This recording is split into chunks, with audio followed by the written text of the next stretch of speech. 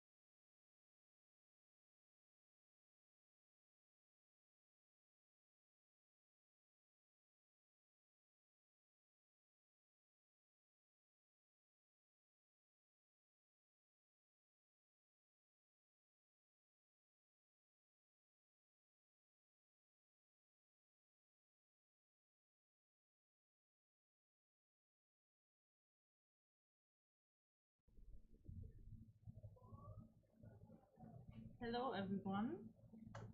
Welcome to the live stream from WARR Rocketry. We are a student group from the Technical University of Munich. And yes, today is the big day. We're gonna launch our rocket at the European Rocketry Challenge 2024. And we are now in Portugal, near Constancia, for the third edition of Europe. And I have Nicholas Peter with me now, and he's gonna talk about what's gonna happen today and what's the plan for our launch, and of course more details about our rocket, the EX4B. Thank you very much. Yeah, so here at our launch this year, I am a vehicle integration manager, so my job is basically to get the vehicle from the boxes that we bring them in to a state where I can over there launch it on a pretty rail, hopefully into the skies to get our first launch of Project Nixus going. And this is EX4B, not EX4. This is actually the rocket we tried to launch last year here, but unfortunately due to some technical and weather circumstances we're not able to. But this year we're coming back stronger and even more motivated to get this going. So we spent the last year meticulously refining the system on every level and improving it to make sure that this year we are ready to launch. But first of all, what is our rocket? We are launching a so-called bi-liquid rocket. That means we have a liquid oxidizer and a liquid fuel. In our case, it is ethanol and liquid oxygen. Liquid oxygen, as you can imagine, is not a typical fuel since it's not under ambient conditions liquid. I mean, oxygen is something we usually breathe, so not something you would usually see in liquid form. This means it's a so-called cryogenic fuel, so it's extremely cold, which brings a couple of challenges with it. For example, it is quite volatile, which means it doesn't want to stay liquid. So it boils off all the time, so we have to, as soon as we have liquid oxygen in our system, constantly tap off, otherwise our tank would just run dry. So as soon as we start fueling, we gotta continuously fuel until we launch, otherwise we don't have liquid oxygen in our system. But it's a very potent oxidizer, so that makes it worth the while. On top of that, we are flying some very exciting technologies, among others, regeneratively cooled combustion chamber, in our case made from Inconel, which is a very high temperature alloy, so it can take quite some temperatures. But even under that case, combustion chamber temperatures over 2500 Kelvin would just melt that straight away, so we need to cool that chamber, in our case with our fuel. So we basically have double walls where we straight up just get our ethanol through, it picks up some heat, gets preheated in the injector, and by that cools our chamber sufficiently so it can operate. This technology usually also applied in very big engines, you can see on, for example, orbital launches, but we want to bring it down to this small scale. It is a pressure-fed system, so our propellants get delivered to a combustion chamber just by basically pushing it down with pressure, in our case with nitrogen gas stored in our high-pressure tank at 300 bars. Okay, very nice overview, thank you. Can you tell us about the schedule, what's gonna happen today? Sure thing. So first of all, I mean, we gotta get the rocket ready. So for this meant a very early start to the day for us, because we first needed to integrate our payload, which is done by a sister team of us of WARR, our Space Labs, and it's a very exciting payload that you're gonna learn about later. And of course our flight avionics, which are basically the brains of our rockets, controlling everything and making it possible to actually control the whole system. So that had to happen very early today. And after that was done, we basically brought the rocket to the pad. We had our launch readiness review, which certified us that we are good to go. And then we brought the rocket to the pad, put it on our launch wheel, which is the big tower you're seeing very soon in the stream. And after that, we are going to pad operations. So first of all, we're connecting the rocket to everything, since without connections, we can't really fuel the rocket.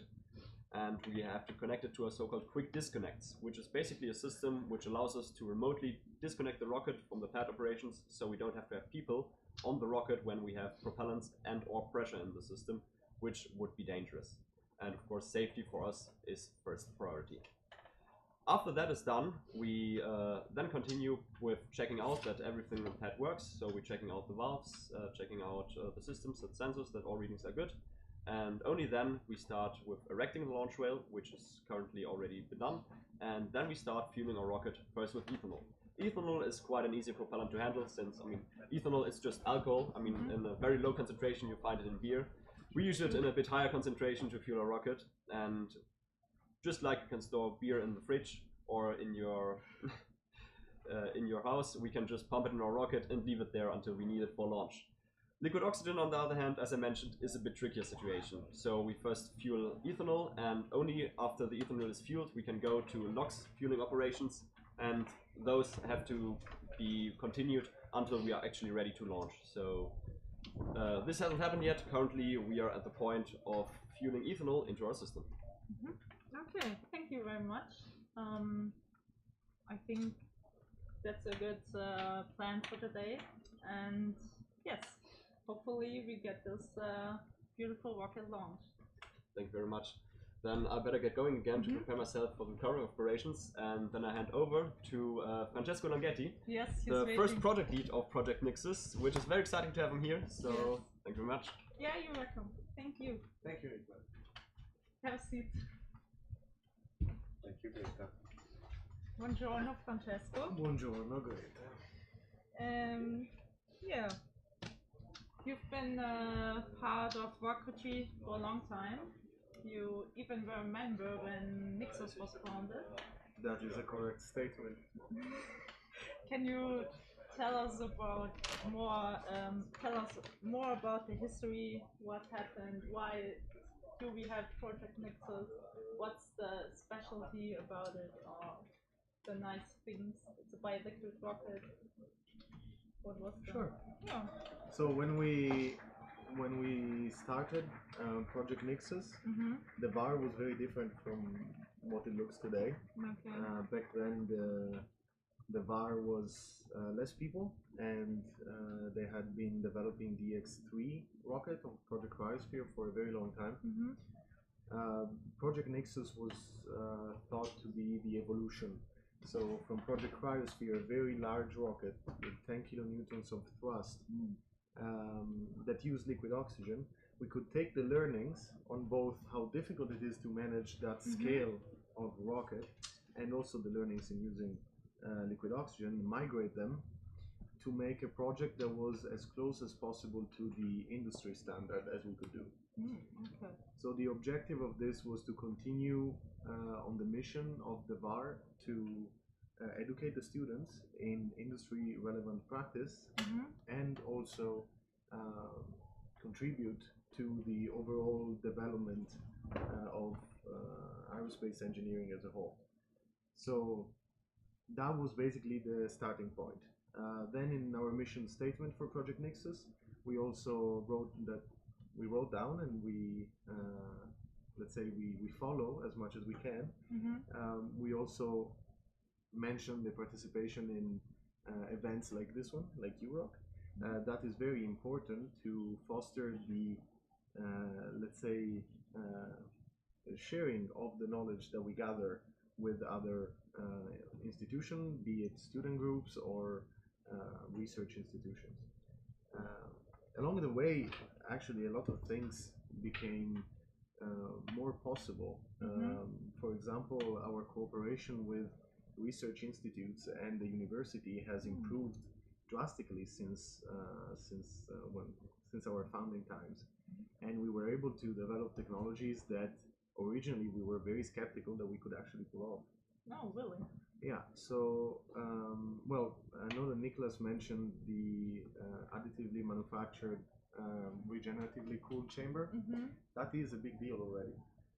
The challenges of this manufacturing method and of the geometry were something that we had very much clear in our heads, and when we started this, it was not, the additive manufacturing was not the common practice that it is now.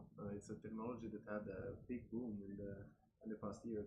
So that is one example. All the work with our load-bearing carbon fiber skins also falls into this category. We couldn't have actually pulled it off without the cooperation with our partners at university. For example, the help of the LCC, the Chair for Carbon Composites, was absolutely vital to make such a, let's say, delicate and high-performing component. But going back to the, I'm going too fast now.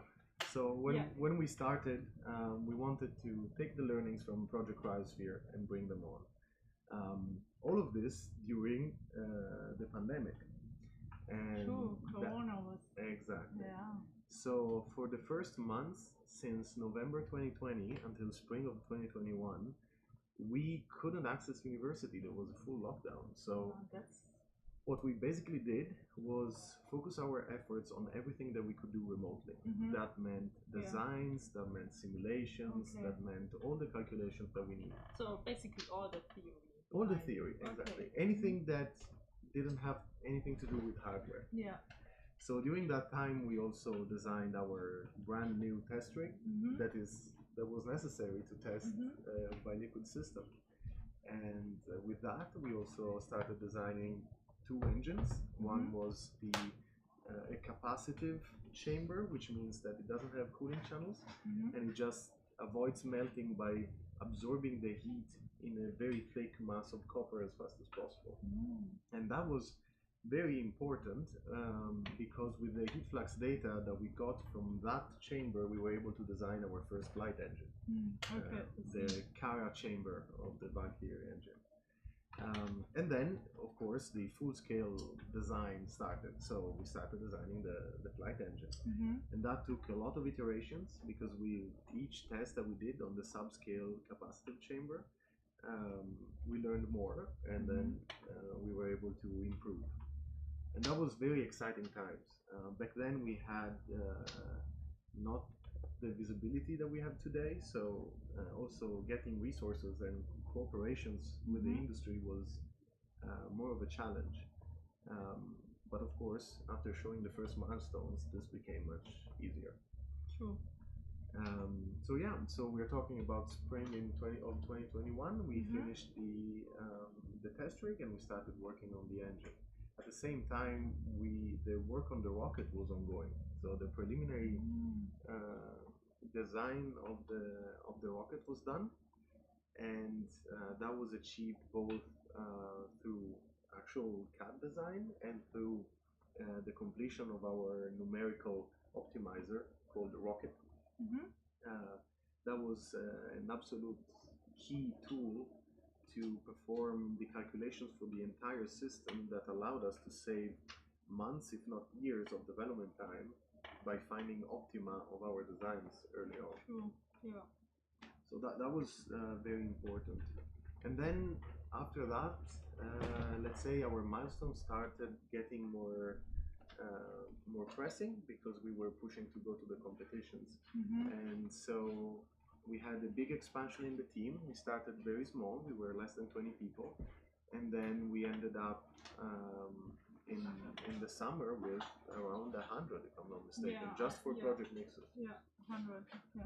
And then the team kept growing, but we started also other projects within WARR Rocketry, and that was important as well.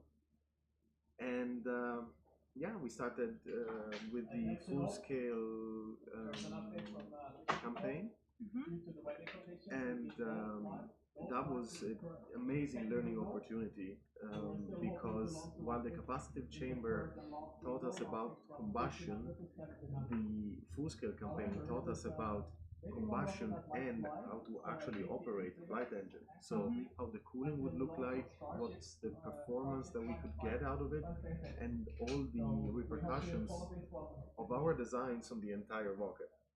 So our first engine was very conservative, had a strong pressure drop in the cooling channels to make sure that we could actually cool the wall even in off-nominal scenarios. Yeah. And that had a very strong consequence that we needed a lot of pressure in our tanks because, like Nicholas said, our system is a pressure-fed system. Yeah. And that had quite some drawback on the performance of the entire vehicle. Yeah. The rocket that we are flying today, for example, well, hopefully flying today, has a much more optimized engine, which allows the tanks to be significantly lighter. Yeah. and it also reduces the amount of pressure and gas that we require to operate it. So notably, we went from having two high pressure tanks to just one. So the rocket also gets shorter, lighter. Yeah. So yeah, after the full-scale campaign, it was the time to actually test the integrated rocket because we were getting ready for Europe 2023, which was exactly a year ago. And so that was a very strong roller coaster. We had to troubleshoot a lot. There were a lot of moments where the challenges were seemed very large, but we pulled through. The team pulled through sheer determination and motivation and love for what they do, and that was an amazing moment. So once the rocket was complete, there was all the integrated testing that went nominally, and then we packed our hardware and we came to Portugal and for Europe 2023, and that was an amazing time. We discovered since a long time in the WARR Rocketry competitions, which we missed because our rocket cryosphere used to be too big to participate in them. Oh, really? Yeah. Oh. So it was the first competition ever, or? It was the first competition in some years. Okay. We did participate in other competitions like the Liechtenstein Challenge, but I would say in at least 4 years it was the first competition. Oh, okay. So it was very exciting and very new for the team. Yeah, of course. And well, it was an amazing experience. I mean, we didn't launch in the end, and that was a huge bummer. But the amount of lessons that we learned was absolutely unprecedented, and also helpful for this year. Exactly. I would say that the focus of the team into just putting all the lessons learned into this year's rocket have been very successful. The procedures are much easier, much swifter, and yeah, I mean, overall the system is a better system, I would say. There is also some new components, more optimized and fancier, which are a big part of what we do, because at WARR you need to learn how to do the difficult things, because that is where you actually gain the most. Yeah. So yeah, it's a very good system. And yeah, so after Europe 2023 we came home. I mean, we would have liked to launch, but at the end of the day the spirit was very high, and the motivation to start the new rocket was very high, and we'll see the results of this effort today. We'll see. Yeah. So yeah, it's also a very emotional time for some of us. For you as well? For me, massively. I always say this, but when I was doing my bachelor in Milan, I never thought I could actually do this, you know, for a living or as a student. And so the WARR has been a vital part of my journey so far. So, and Project Nixus in particular.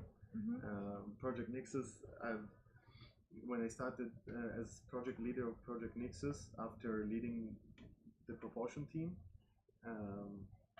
let's say the scope was massive. We had to develop an entire system, and basically what we're looking at today is the evolution of basically what that development ended up being. And of all, I loved all the projects in Rocketry. Seeing Project Cryosphere launching was an unforgettable feeling. But Project Nixus is where I started, and there is my injector that flies on there. Oh. So there have been some iterations and improvements, but the injector elements, for example, are still the same, and I just can't wait to see it launch. I can imagine. Yeah. Yeah. So we'll see today. We will. We are currently troubleshooting some issues with the ethanol fueling. Oh, I heard that as well.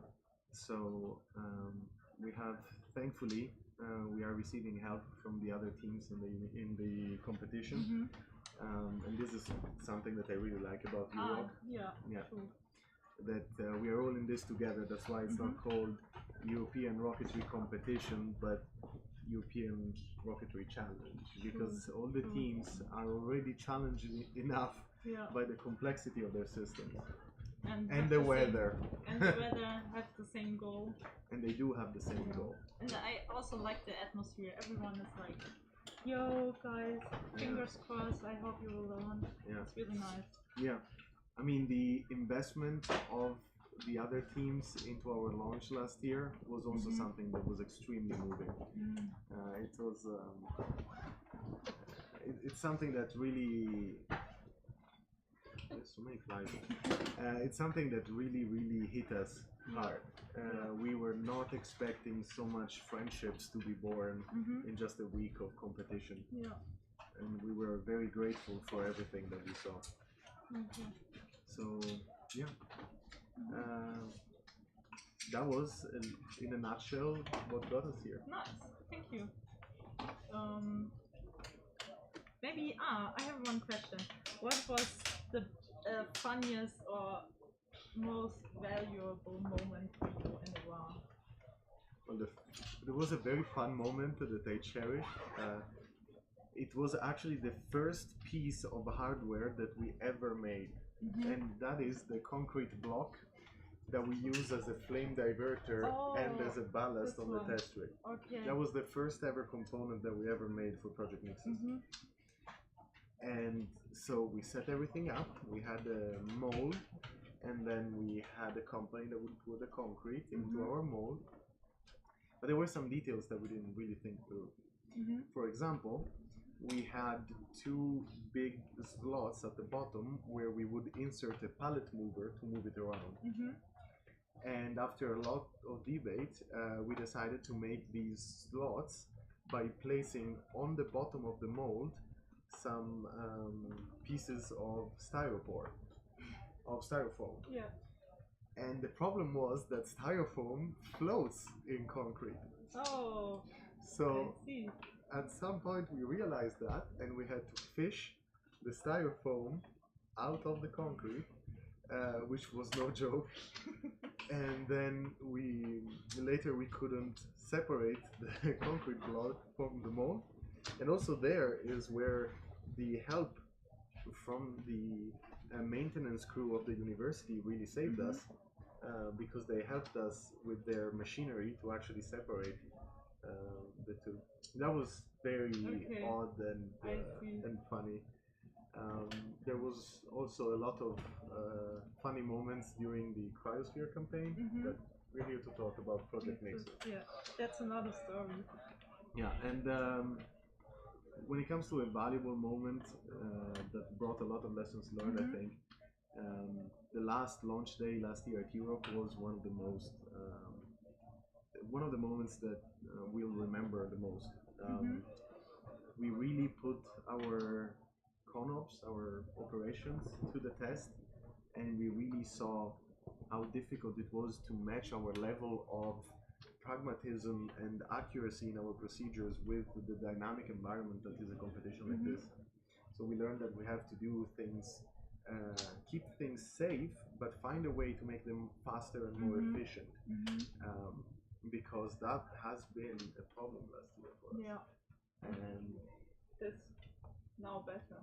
It is now much better. This year I'm more of a spectator, but seeing the team improving so much in how they bring the rocket to the pad, how well the procedures are laid down without any redundancy, without any extra steps that are not really needed. There was extra care put into the risk assessment to make sure that we were not overestimating risks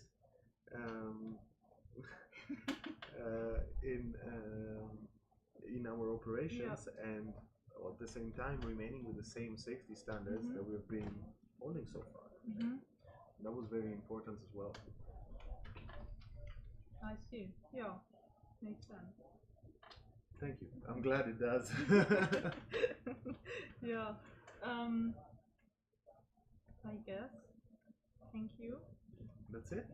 Already? Okay. Already? No, you can stay here. No, it's good. Yeah, well, the next guest is not here. It's not here yet. Then So do you have any more questions for me? I'm thinking. Maybe you can tell us more about the propulsion system. Yes, gladly. So the propulsion system is propelled by liquid oxygen and ethanol. The choice of liquid oxygen was immediate because it was the consequence of the experience that we gathered with Project Cryosphere, and we never doubted that we wanted to use liquid oxygen. Using nitrous oxide is something that a lot of teams do as a first step, and there are very few teams in the world still that use liquid oxygen, but liquid oxygen is the industry standard. So I see.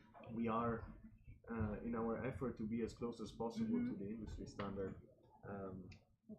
that's where we wanted to go. But what else can you use as fuel? Or as oxidizer? Well, you can use several chemical compounds for oxidizer.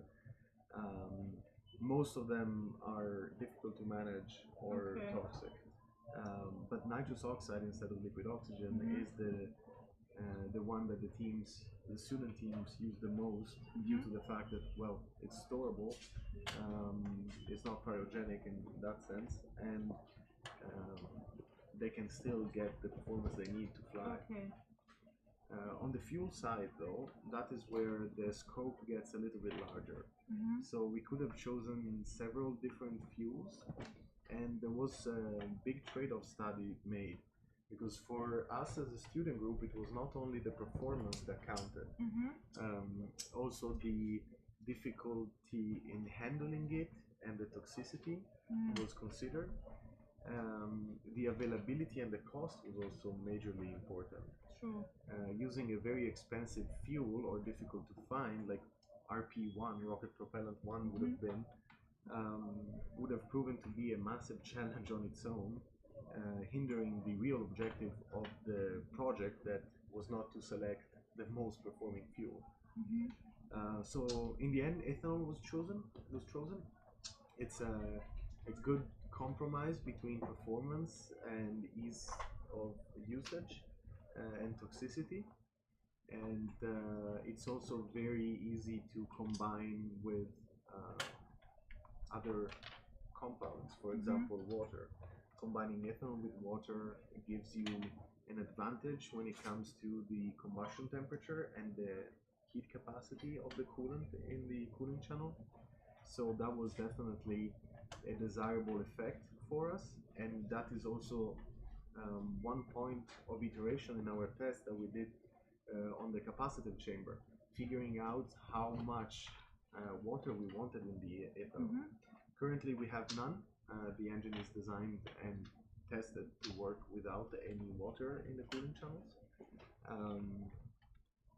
But back then we were exploring, and that was a way to have an even larger margin of safety in our operation.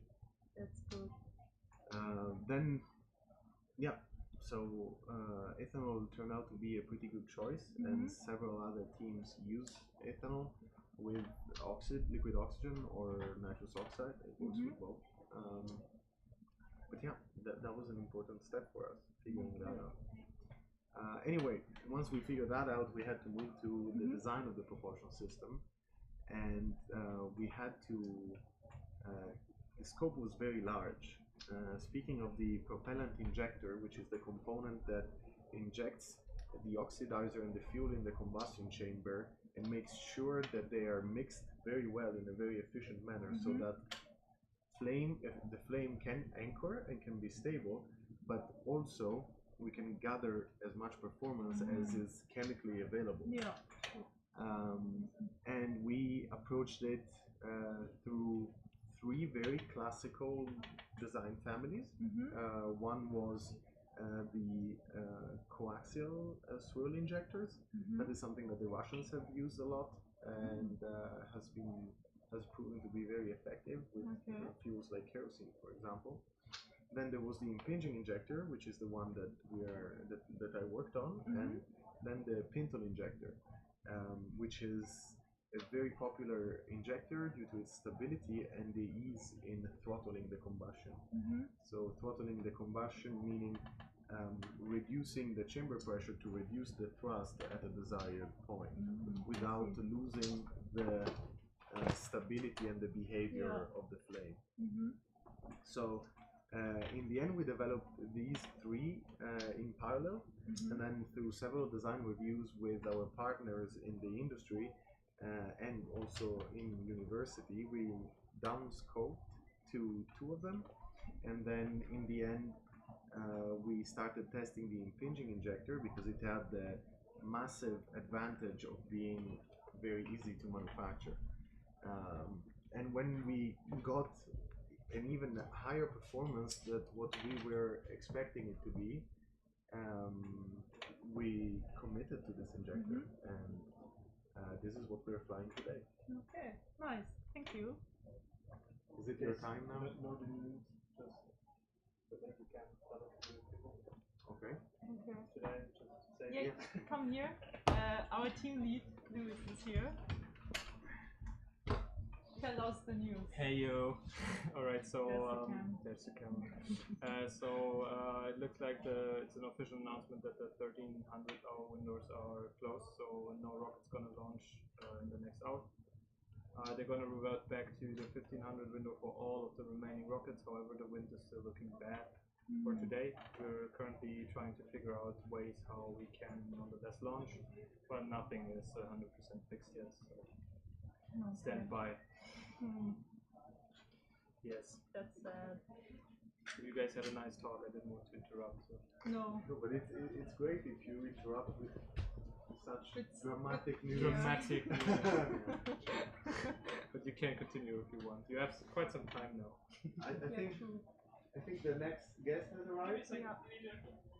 So payload is coming now. Payload. We're gonna talk about the payload now. Yeah. But thanks for the news. Yeah, no worries. Swing by if you have some better news.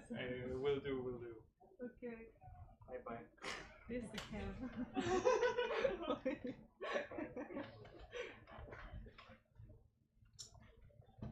Okay. Alright, then let me say goodbye to everybody until You have to later. come here. Yes. Until later, Then it was a pleasure telling you a little bit about Project Nixus. Yeah, And thank you. If you have more questions, I will call I'll be you. happy to. Okay. We can talk about the propellant tanks. That's an interesting topic. Okay. Then maybe in half an hour again. Okay, sounds Yeah? good. Okay. Thank you. And our next guest is arriving. Hello. Hi. Hi. Nice that you came. Of course, well, thank you for having me. Her name is Chiara Bernicke from Space Labs, and you want to tell us more about the payload we are flying today. True. So, first of all, I think to summarize it up, our payload is flying bioluminescent algae. You might have seen here this mission patch already. It says Dino Labs. Our algae are actually of a basically, it's a subgenre that are called dinoflagellates, and these dinoflagellates, of course, are what then gave us the reason to why dino. exactly okay. call it Dino Labs. So Yeah.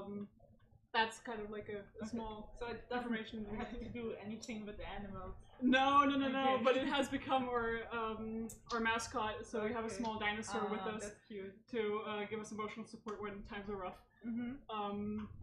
So exactly. So our dinoflagellates, to be more precise, Pyrocystis noctiluca is the species that we are launching. They are bioluminescent algae, and they glow when mechanically stimulated. So when obviously launching them on a rocket, they're exposed to a lot of accelerations, that being positive G and also microgravity. And this has actually never been tested on a sounding rocket before. We are basing our experiment off of an experiment that was done on a drop tower, actually in Bremen, and we now want to excel this further and test the microgravity environment of the Nixus rocket. I see. And you also have been here last year. Yeah. Can you tell us more about this payload? Oh my god, we love the flies. flies. Yeah. So it's a different one, right? Yes. So last year we launched a payload called Rocket Labs, which was mainly a tech demonstration following an experiment that we launched on the ISS. That mission was called Adonis. I don't know if you've heard of it, but it was researching. It was doing research about Alzheimer's cells, also in microgravity. And Dino Labs was then taking some of these the lessons learned from our ISS mission, and yeah. So this year, however, we're doing something completely new. Yeah. We actually now are launching Dino Labs version 2. We launched the first version on Project WESP in the US a couple months ago at SAC, and yeah. So unfortunately, we were not able to detect any algae movement. Probably very likely due to just having them overexcited. I'll get into more details later, but our algae are a little bit difficult to handle since their temperature, you need to have them at a constant temperature, and whenever they're mechanically stimulated, they only have a certain amount of stimulation they can take per day, and launching them in the desert of New Mexico was pretty hard. So we were not able to successfully find anything in the end. So we've significantly improved our system now by having a different cooling system, not water cooling anymore. Okay, what is it now? Electrical cooling. Okay. So it's actually quite fun because our electrical cooling system works with two Peltier elements that cool on one side and then heat on the other side. On the hot side, we have heat sinks.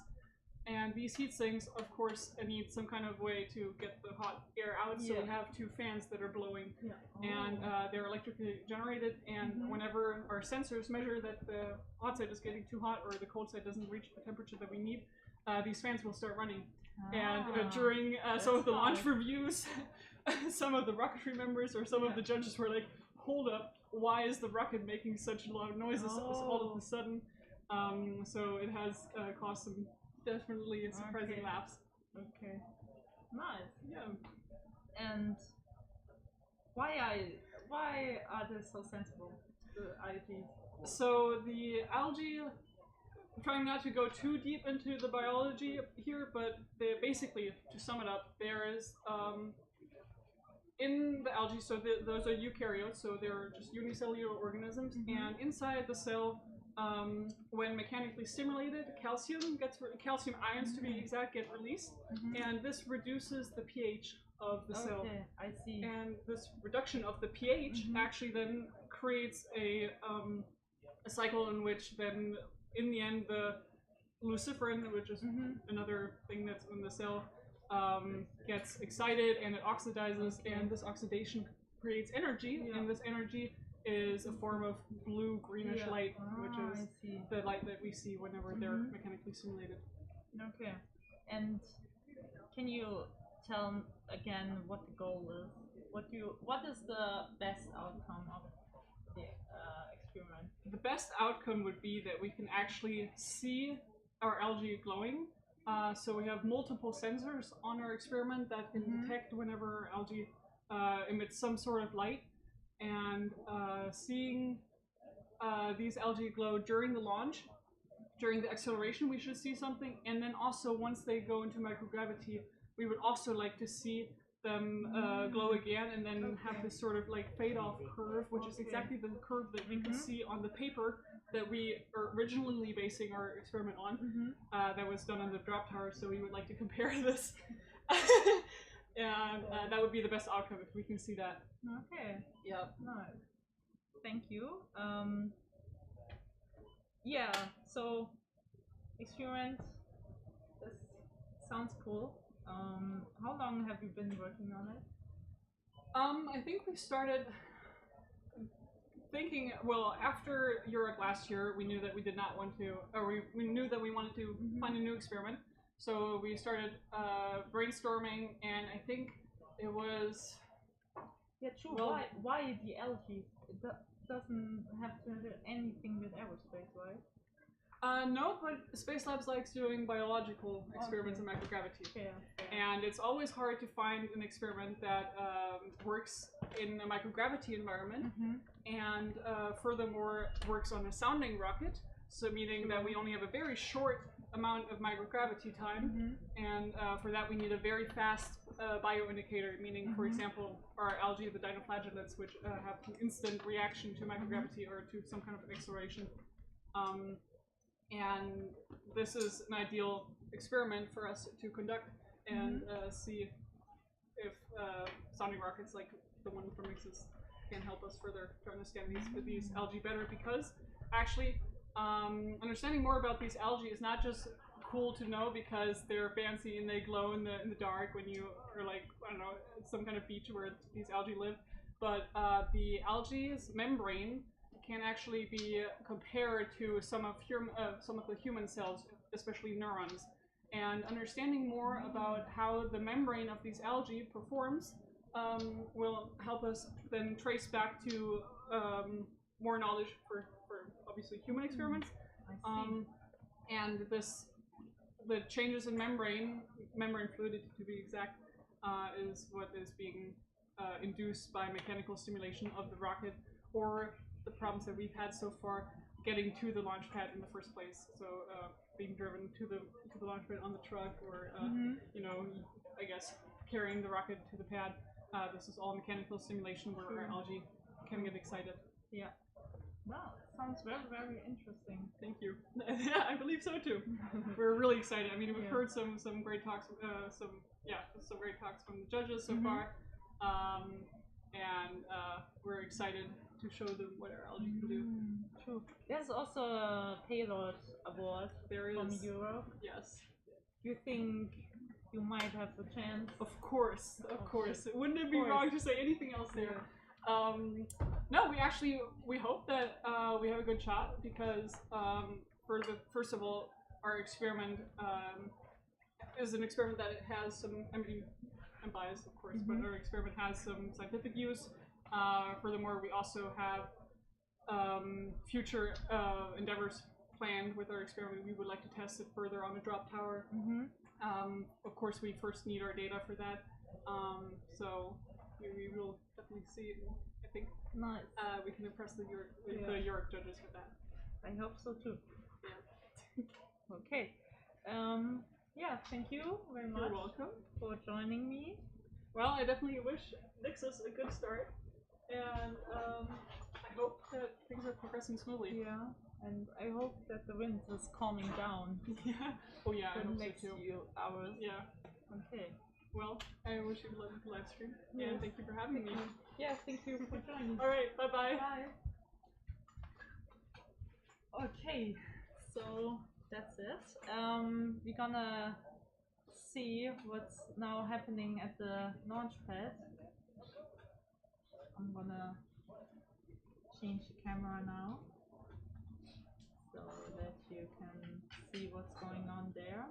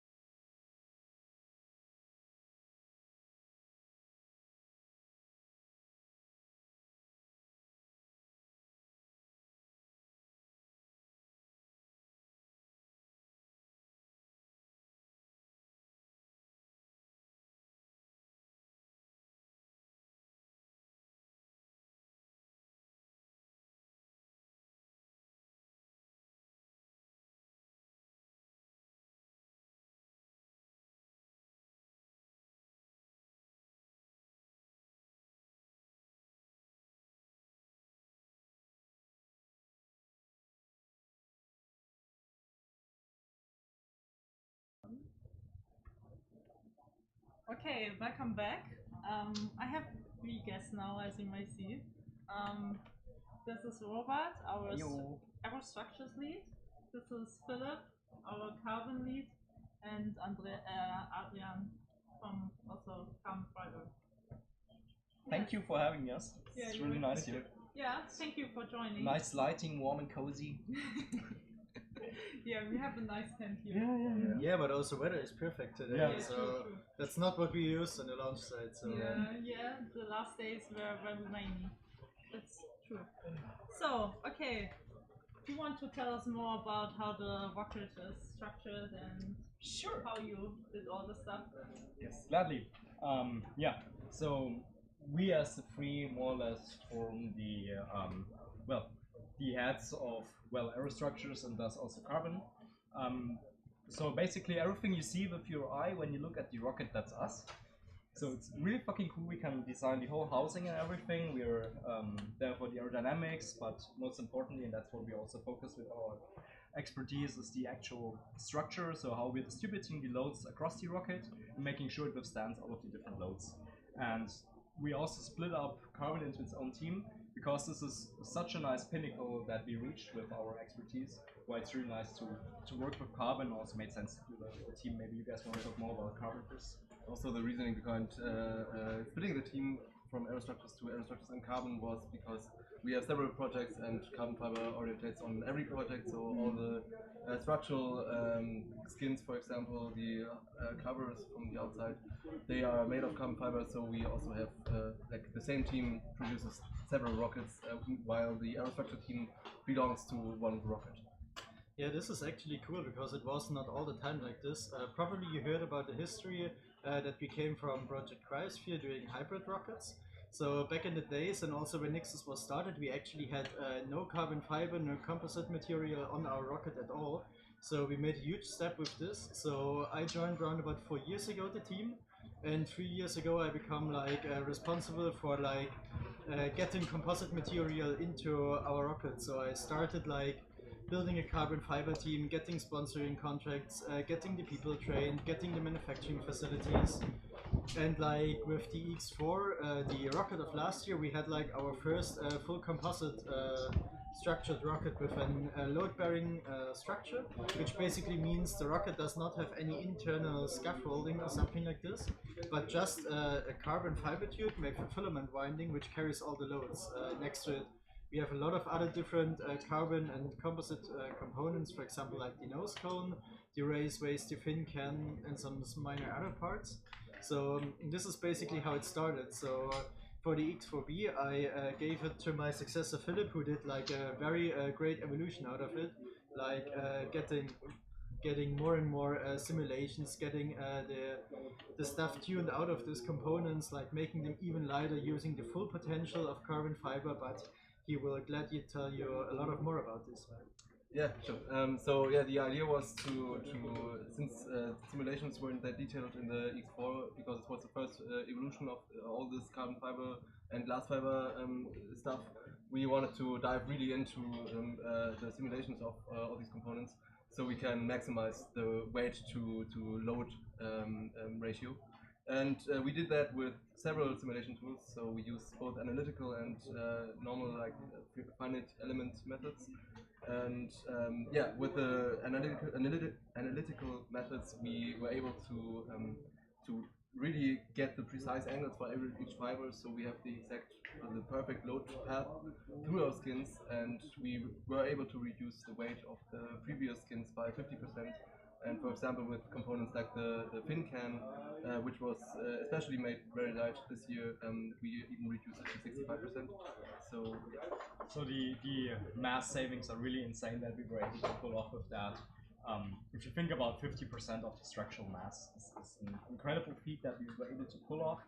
And as Philip said, really the main takeaway that we had from last year was really being able to properly simulate carbon fiber, because it's really complex. And we're just super happy that we're now at a way further point regarding that, and able to, you know, actually use the strength of carbon fiber to its full potential. for all of the people wondering why we use carbon fiber in general and what it is, and actually, carbon fiber is like a material like carbon, like from the atoms, the same material you use for a barbecue, for example, but basically manufactured to a super long shoelaces, either like, for example, with filament winding, which means like, for example, you can take like a pencil and the shoelaces and turn it around, and we do this in a very fancy way, so it's like having the strength to carry our rocket, or like to wobble, like for example the cotton of my clothes. So basically you use like the very long fiber and put it into shape. And the potential of this is that the fibers are very strong in pulling direction. So the aim of the simulation and what it makes like pretty crazy there is like to use this potential of like a fiber being super strong in pulling direction and make this like into the load cases that this fits in total. So there's like a lot of potential in this material, but it's also like very hard to unlock this potential, and we were like able to unlock this potential more and more from season to season, and that's what we are very proud of. Also, right now we are trying to get carbon fiber overwrapped pressure vessels to work.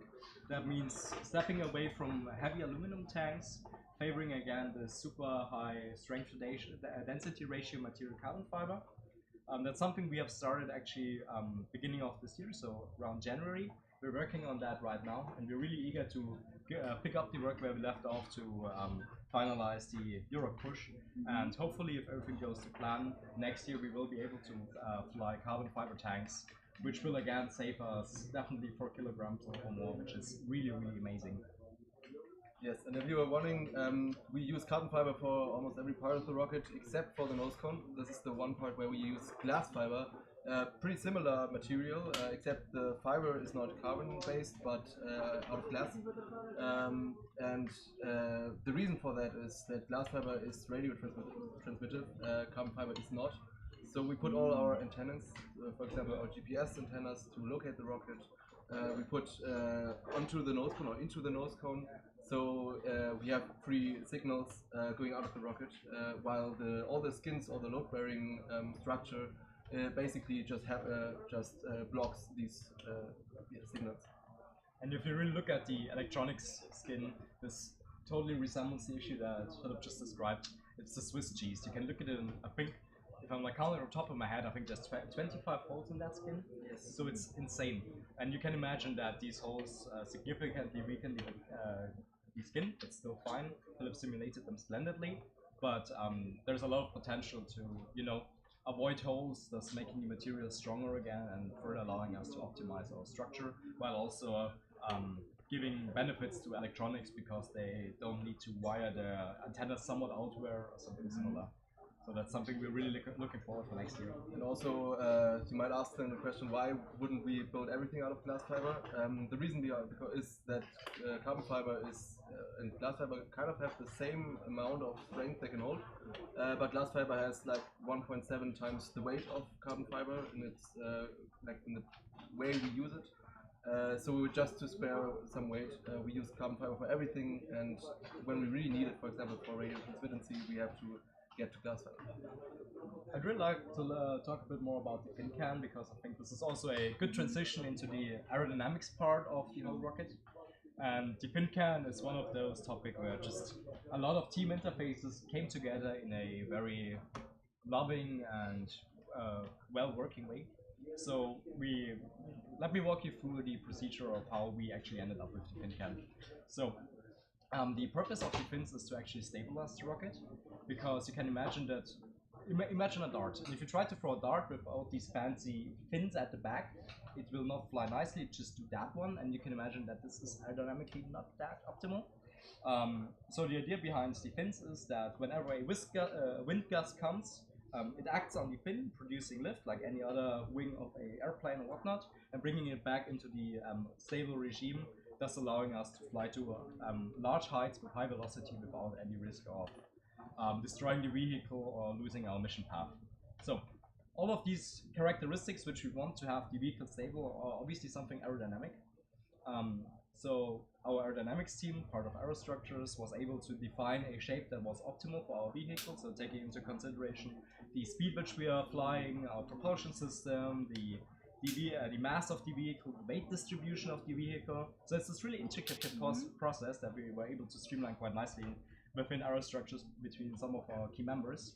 And once we had these values, we worked together with carbon fiber to actually think about how we can best manufacture that as a component to match the outside shape as we want to.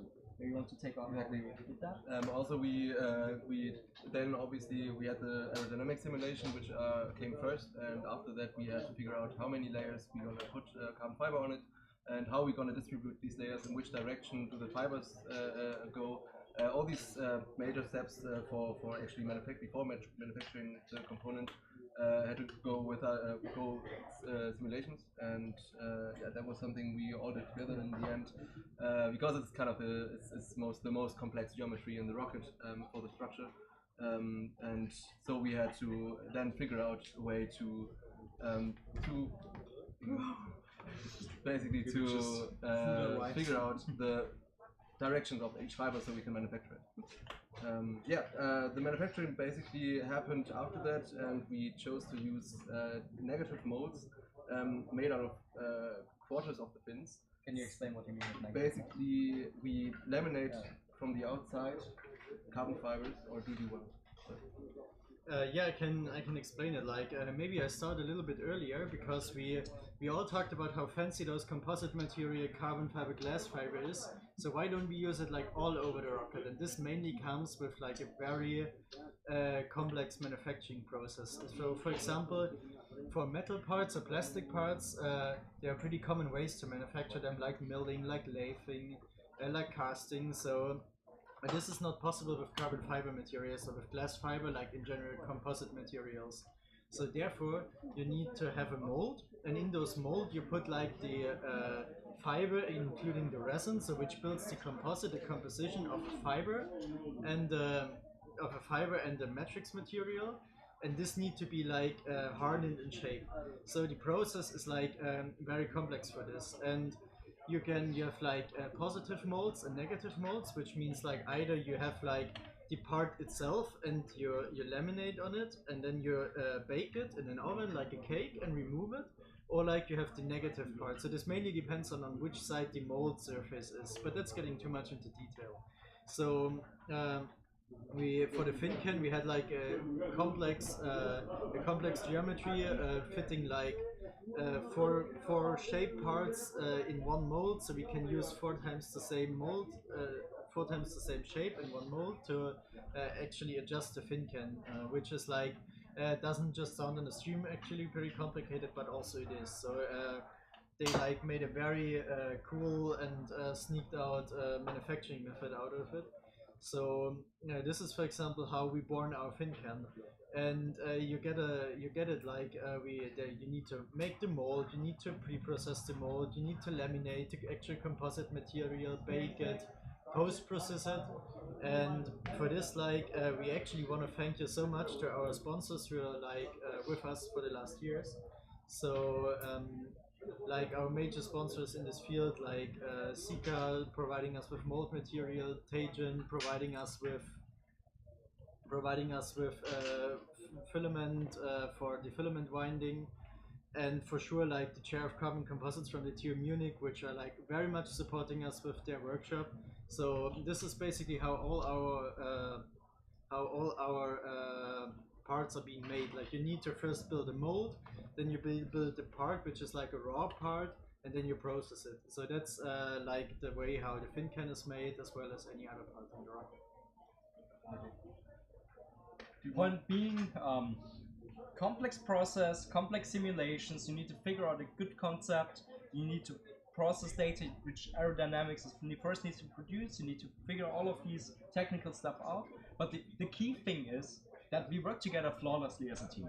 There's so many people working on that project. I feel like just if you take into consideration the design, and the manufacturing from aerodynamics and carbon fiber and everything, I'm sure there was like 15 people involved in that project. So this is an insane amount of people which we had to somehow manage and get into one pot, so everybody is able to do their part nicely without interfering with the other ones. And this is one of the parts where this worked really, really well. And I think this is also one of the key characteristics that defines us quite as a team, because most of us within this team, we're actually friends. And you know, it sounds corny, and hey, we're also friends, like, yay, workshop friends, yeah, but it's a fact, and that really helped us, you know, working together flawlessly, having the same goal in mind, not getting onto each other's nerves, and being able to stray for one common goal, and being able to fulfill that. And I think that's one of the things that really made this team, or makes this team special, has been for the past 3 years, and I'm sure we'll do the same for the next years, because, you know, we're one group. Definitely. Oh yes. There's one more component I want to talk about, or you want to talk about, what? It's connecting everything in this rocket. Sure. And Oh, it's, yes. one of the parts we always talked about carbon fiber now, but there's really one structure part that Robert did here pretty well. Maybe it's getting also carbon fiber in the future, so let's see. Yeah, Let's yeah, present what it is. Yeah. So the component they're hinting at is the structure connector, which I was heavily involved in. The thing is, we talked a lot about, hey, this is how you get carbon, but you can never, it's hard to have like a full rocket made out of carbon. At some point you just need aluminum, for example for cryogenic tanks, it's simply too risky right now, or for other parts like the recovery plate where some sort of a yielding material that simply does not break but deforms before destroying is quite helpful. But then you need to figure out how do we best, you know, combine this platey, like thin skins out of carbon fiber with something that's made of aluminum. You can't, I mean, if it were metal, you would have like two main ideas. Either you'd screw or you'd weld. And both of these ideas are not well suited for carbon fiber. I mean, welding is kind of hard if it's not, you know, not metal. And also a carbon fiber itself, you cannot cut a thread into it or something similar. So you can't simply, you know, screw it together, and if you do, it's just a very poor connection that will be a bottleneck for the whole design and really force the weight up a lot.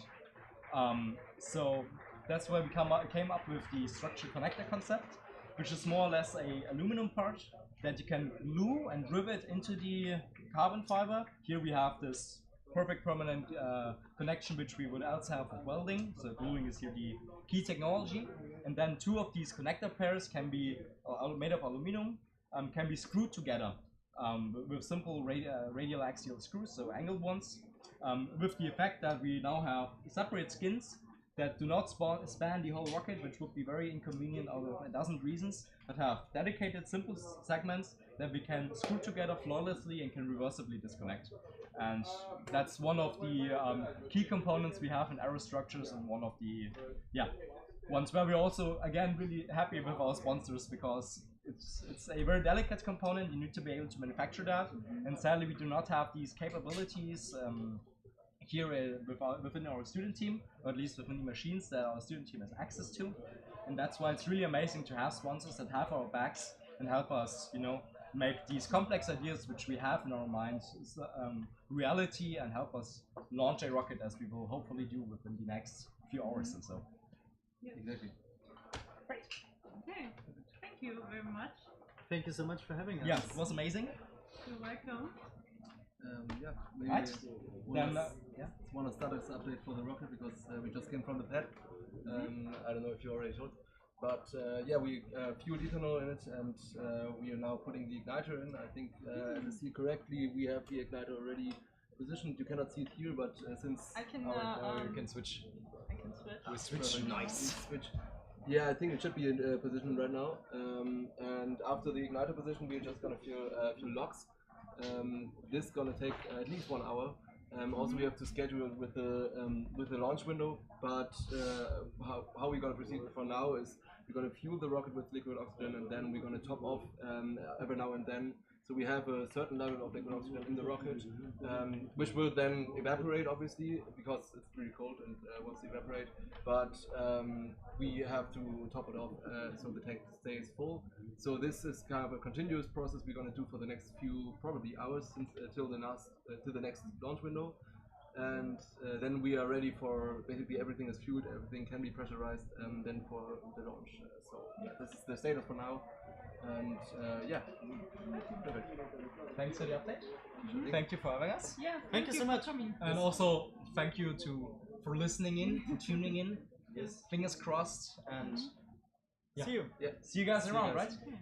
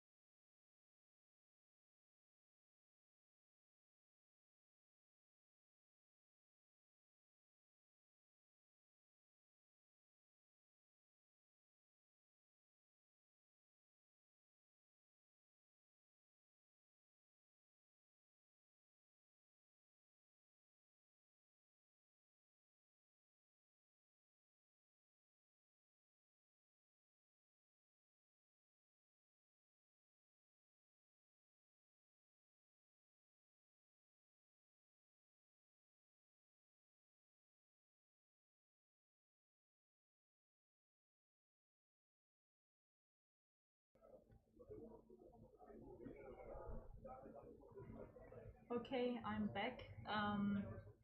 Starship is gonna launch in 3 minutes, I guess, and that's why we're gonna head outside and watch the launch together. And during the meantime, you can see, I will show you the pad. Yes. See you in a few minutes.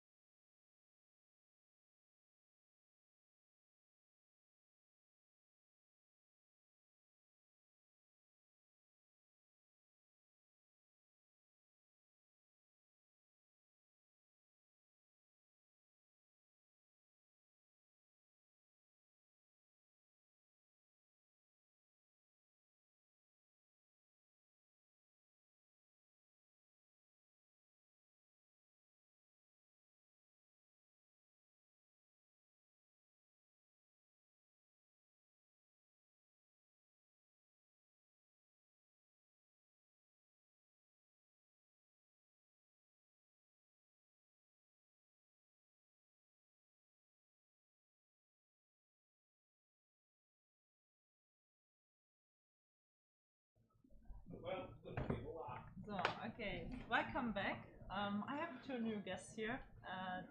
It's our recovery team, Johann and Jonas. Thank you for joining. Yeah.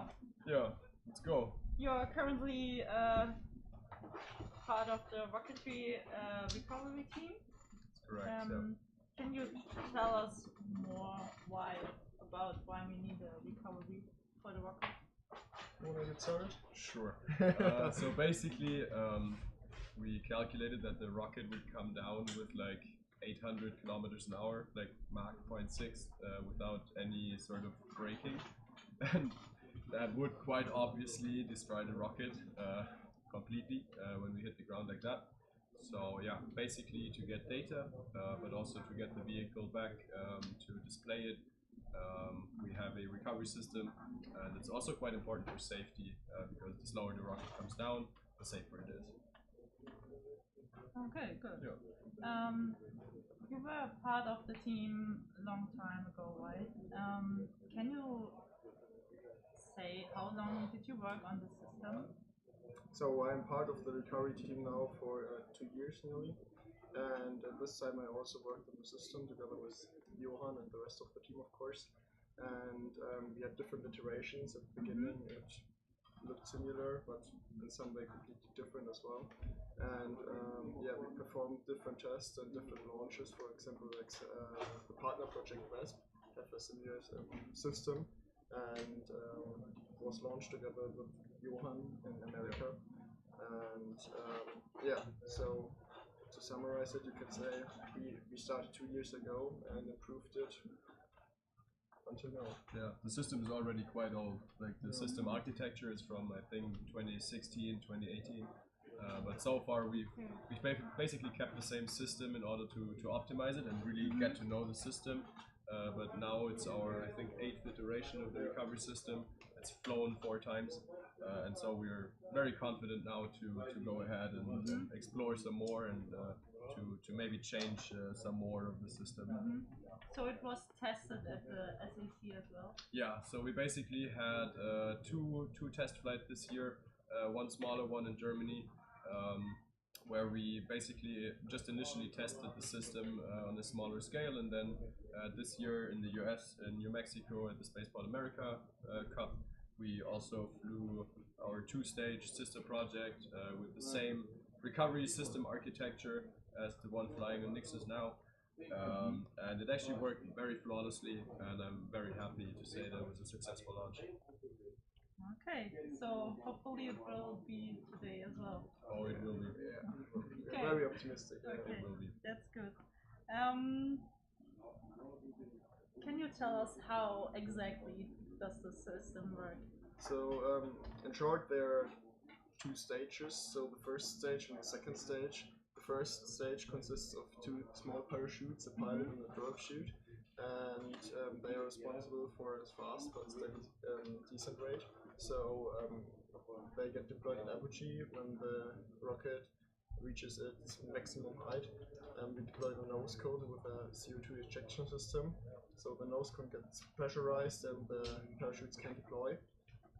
There, the first stage comes out and stabilizes the rocket until a height of 300 meters above ground level, where the second stage gets deployed with a triggering mechanism. And there the main chute comes out, which is responsible for a slow descent rate, and therefore the rocket has a really soft touchdown and should be flyable afterwards again. Yep. Yeah. Anything to add? No. Awesome. How does the triggering work? Okay, so basically, since we have a two event recovery system, basically, there's 2 different deployment mechanisms. The first one is triggered at apogee, as Jonas already said. Basically, the nose cone is pushed onto a tube, so there's a tube on the top of the rocket, and it is held in place with just plastic screws. And then at apogee, the computer sends a signal to the pyrotechnics. The pyrotechnics then basically punctuate a high pressure gas cylinder, which pressurizes the nose cone itself, and then from the pressure inside of the nose cone, it basically gets pushed off of the tube from the top of the rocket. And then inside of the nose cone, there is the drogue parachute, which basically gets pulled out by the nose cone itself. And then at 400 to 300 meters, we deploy the main parachute, and the main parachute is basically pulled out by the drogue parachute itself. And this is kept from happening by also a small pyrotechnic release device, which keeps the drogue parachute attached to the rocket. It's basically like an explosive bolt. And then we explode that connection to the rocket, and then the drogue subsequently pulls on the main parachute and pulls it out of the rocket. Okay. Yeah. So, as you mentioned, you're working with pyrotechnics. Yes, we do. Is it dangerous, or do you need specific certificates to work with them? So, dangerous is a very difficult question to answer. So yeah, there is definitely risk to it. We're definitely wearing like PPE, personal protection equipment. Glasses, like safety glasses are definitely important. We are working with about 0.3 grams of black powder and some igniters. So this is a very small amount. So generally, like also professionals consider it to be very negligible. But yeah, as I said, there can be sparks, so we do have safety glasses. But then basically, once we arm the nose cone, it does become quite dangerous. So nobody can stand in front of the nose cone, because if that gets ejected, it gets ejected with a couple hundred kilograms of force actually. So it can really hurt to get hit by that. And in terms of license, you do need license for the black powder. Right here at SAC, at Europe, we do have someone here from the Europe officials that has the license, so here we are allowed to operate the system legally. Nice. Thank you. And one question. Okay. What are you most excited for today? Should I start? The whole launch, of course. So from the beginning to the end, if everything works out as planned and as engineered. So yeah, the most critical point is of course apogee, where we deploy the drogue, and we're really happy if we cross that point and everything works fine, because then we are nearly safe. And yeah, that's definitely the most exciting time of this day. Then. Yeah. I think honestly, I really want to get the rocket like just gone. No, I really like, what I would really hate is if we were to bring the rocket back like on its integration, on its like small vehicle. I really want the rocket to come back in the back of the military truck, like from out in the range. Yeah, and I'm definitely looking forward to see some nice parachutes. I think it should be quite visible. It's quite large. It's yellow and black for everybody to see. So yeah, I'm super excited to see the main parachute deploy. Nice. Okay, cool. We'll see. We will see. Well, then, cool. Thank you for joining. Yeah, thank you very much for the questions. Yeah, Thanks a you're lot. welcome. Stay tuned. Yeah, let's see some launch. Yes. Not just the Starship.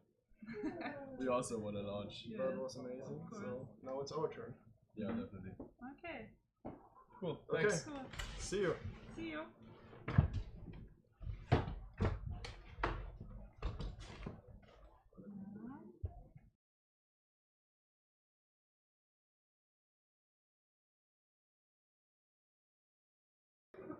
Okay, then we're gonna have a look what the pet crew is doing.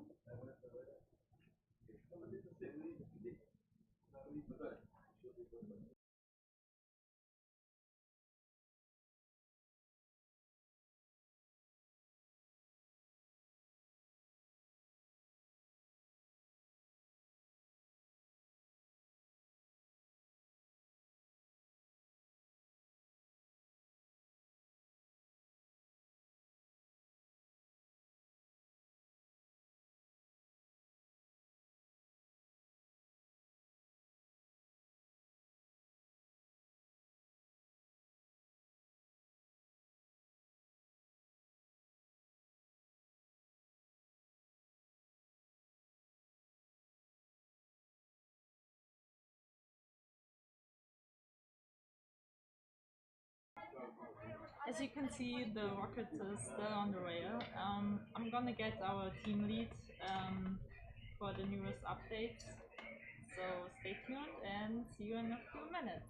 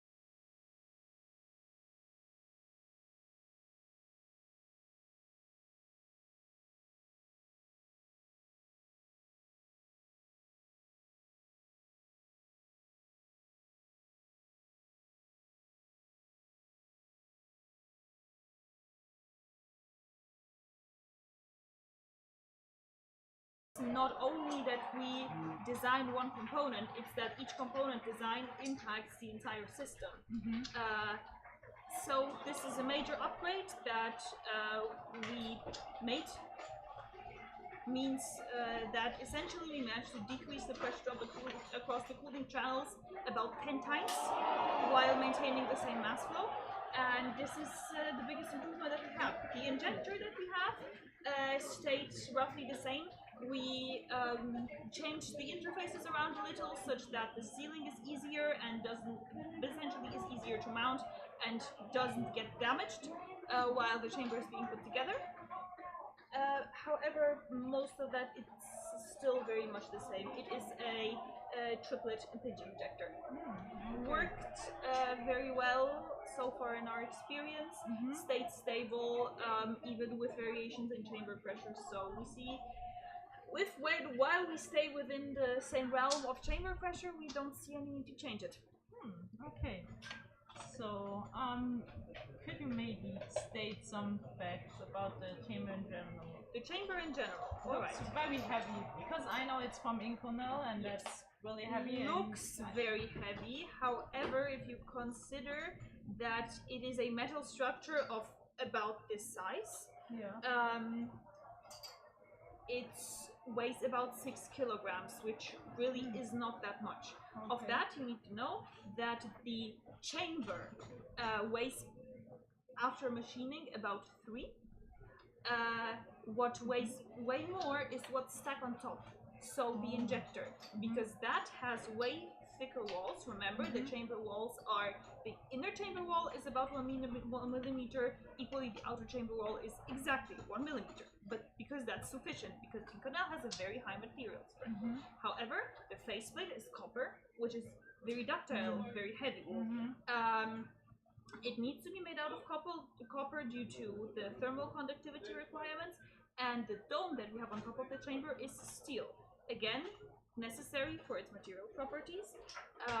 However, it is rather heavy, so when you pick up the entire chamber, this size versus the dome, this size, they weigh about the same. So, because the engine as a whole, maybe I should clarify, is comprised of just the chamber, which has essentially round hole on the bottom and round hole on the top. On the bottom you have the nozzle, and on the top you have the injector, which is essentially a plate with a lot of very tiny holes, angled of specific sizes, angled in very specific directions to disperse the propellants to achieve optimal combustion. You can't really just put a pipe of liquid oxygen and a pipe of ethanol into a volume and expect them to burn very smoothly, which is why injectors are very important. Of course. Okay. So how much thrust does our 4 kilonewtons. 4 kilonewtons. Yes. Okay. So it's the same as last year? It is a slight bit more. Last year we had 3.5. Okay. Yes, this is to increase the margin that we have on our exit velocity. Essentially, the faster the rocket flies, the more stable it flies. This means that we want the stable means that it's not that sensitive to wind that would come from the side and veer it off track. So we want to get very fast, very quickly, as soon as we are off of the launch rail. And the more thrust we have, hence the more acceleration we have, the faster we get fast. And this is why it's important that we have a higher thrust. Currently, we are constrained to about the 4 kilonewtons due to the limits at the test site that we're currently at. However, we are moving on to a new test site fairly soon. So that means that we can perhaps push those boundaries a little for next year. Sounds promising. Okay. So you have a thrust of 4 kilonewtons. Yes. How high could you possibly go with that? How high? Well, that all depends on your system. Mostly on how heavy it is. With how heavy our system is, we could realistically go up to about 5 or 6 kilometers. because our system weighs about 77 kilograms without the propellants, about 100 kilograms, a lot of weight, with the if we had a lighter system, we would be able to go higher with the same thrust. Now a good question is, why are we then flying to an apogee of only 3 kilometers? Well, this is because of some constraints that Euroc, the competition that we are at, places on the rockets, just to ensure that everything is safe and that you don't have a rocket flying too far. That restriction is the total impulse limit. The total impulse limit is comprised of how long do you fire and how much thrust. So essentially, the more thrust you have, the shorter you can fire.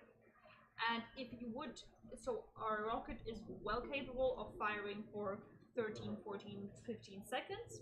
However, if we would have fired with 4 kilonewtons for that time, that would have been an amount of total impulse that the competition wouldn't allow, because in case something should go wrong, for example with the recovery or with the trajectory, then the rocket would land somewhere where we can't predict it, and that would be fairly dangerous. Okay. But there's also a 9 kilometers apogee. Correct. Why didn't we go for this one?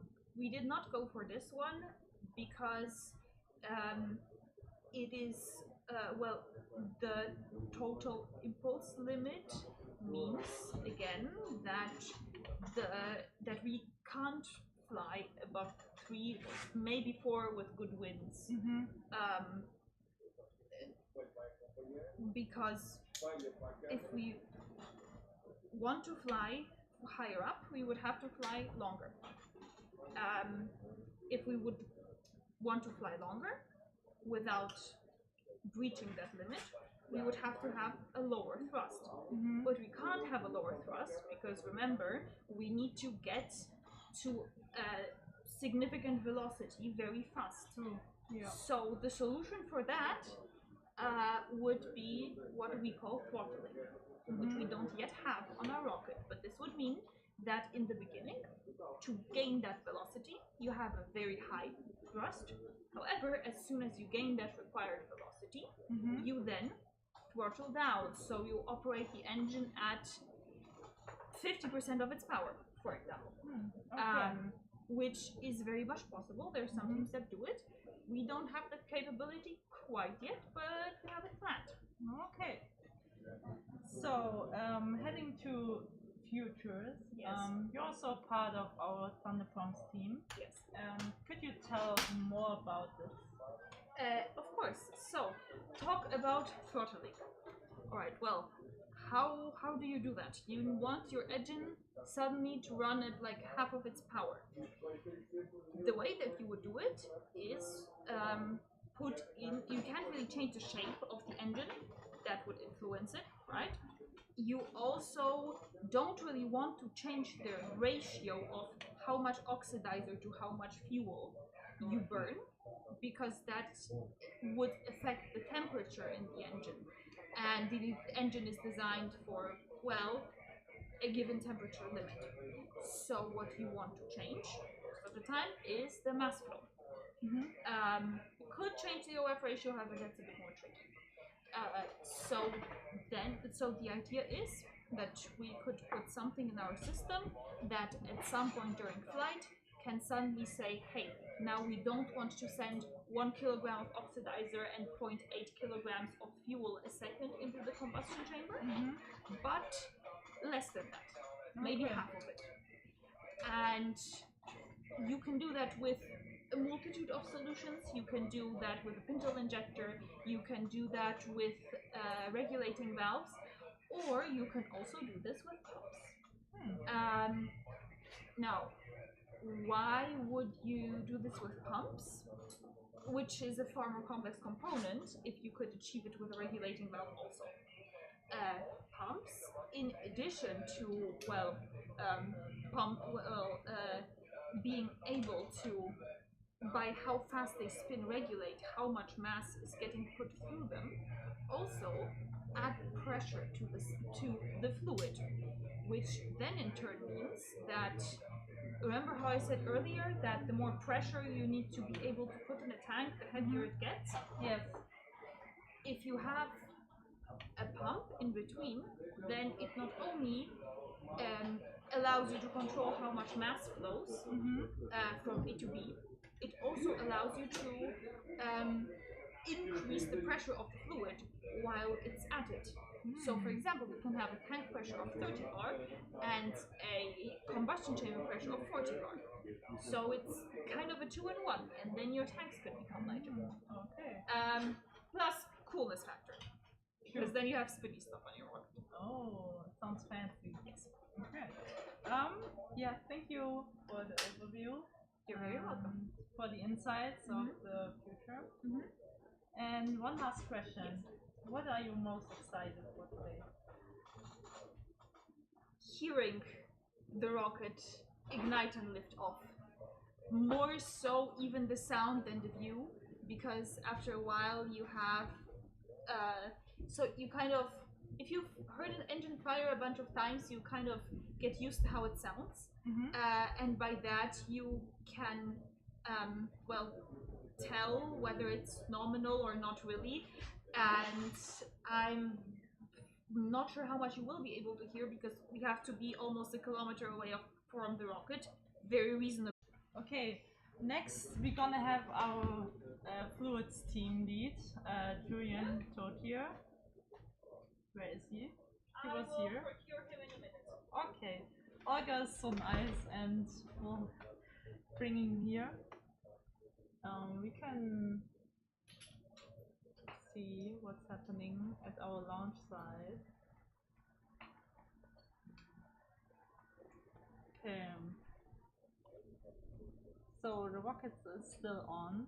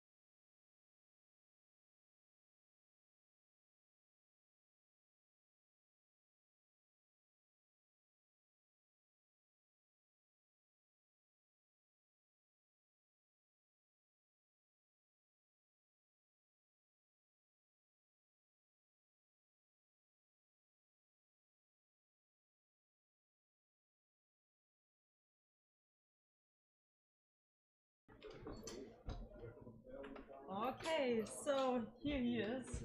Julian, you are the fluids team lead, right? Correct.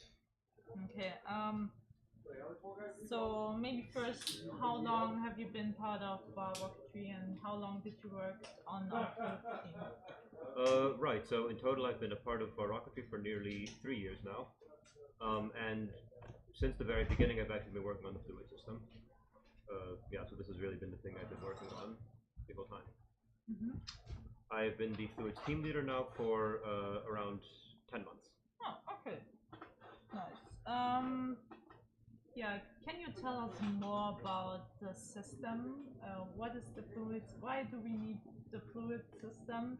I know we have a bi-liquid rocket, but maybe you can tell us more how it works.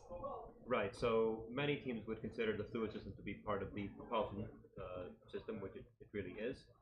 But in our definition, the fluid system is all of the propellant tanks, piping, pressurization systems, valves, etc. that deliver and contain the propellants until they reach the engine, where we have a separate team which works on developing the actual chamber. But yeah, so the responsibilities of the fluid system are, or the fluids team, sorry, are rather designing the propellant feed system, modeling it, and then finally assembling it and maintaining it in the actual competition. In addition to this, we also do several research and development projects in the field of SRAD valves, Unfortunately, we were not able to bring any of those to the competition this year to fly, though we are optimistic that we will fly them in future iterations of the rocket at next year's year. Nice. Okay. Oh my god, this flies. It's confusing. Okay. How much pressure is in the bar in the pipes? Yeah, so the pipes can take really quite a lot of pressure. On our high pressure line, we supply with 300 bars of gaseous nitrogen. The pipes themselves can generally take, by the manufacturer, they are rated to around 370 bars at least. But in burst tests performed by the manufacturers or facilities, they can in fact hold much more. But of course, safety factors and everything limit them to this range. However, we still use it well within that range. Our propellant tanks, which are also SRAM components, they are manufactured by us with conventional and CNC manufacturing, and then welded together with electron beam welding. These hold on the roughly 60 bars each, which we then use to expel propellant from the tank and to supply our engine with the necessary propellant pressures. We also have a filling station. Correct. Could you tell us more about this whole system and how does it work with the rocket? Yeah, so the filling station is another new development for this year, made mainly by our ground support equipment team, but also with the support of the fluids team. So this is a single Euro pallet-sized piece of equipment which contains all of the valves and electronics equipment that are necessary for controlling the fueling of the rocket. So the concept behind this was that simply we can, we have the propellants and pressurization gases that are supplied by the competition mainly, the ethanol as well. We can simply connect these lines to the filling station, and then the filling station will be a single piece of equipment that can directly put it in the rocket in the manner that we want, safely and more importantly, completely remotely.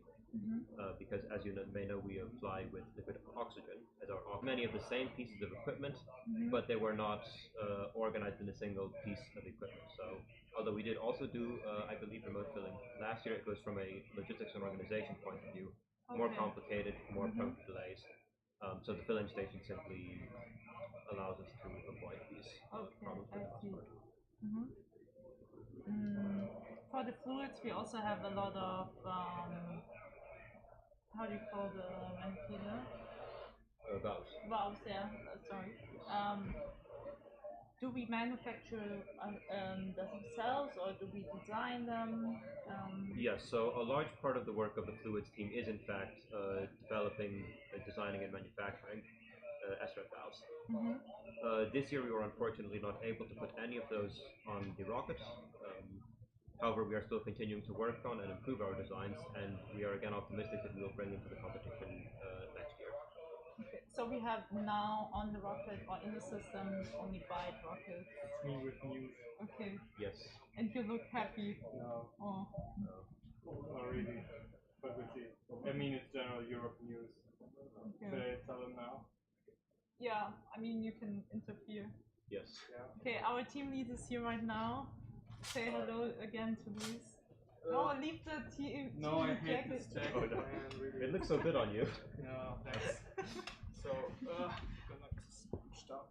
Hey guys, so there are a few calls from Europe right now. I don't know if you've heard from our province yet that we had on pad. No. Okay. So we had some issues with our pyro channels. Some of them didn't show continuity, although we expected. So we took the rocket down. But our electronic guys are currently troubleshooting. They are making good progress, so nothing's lost yet.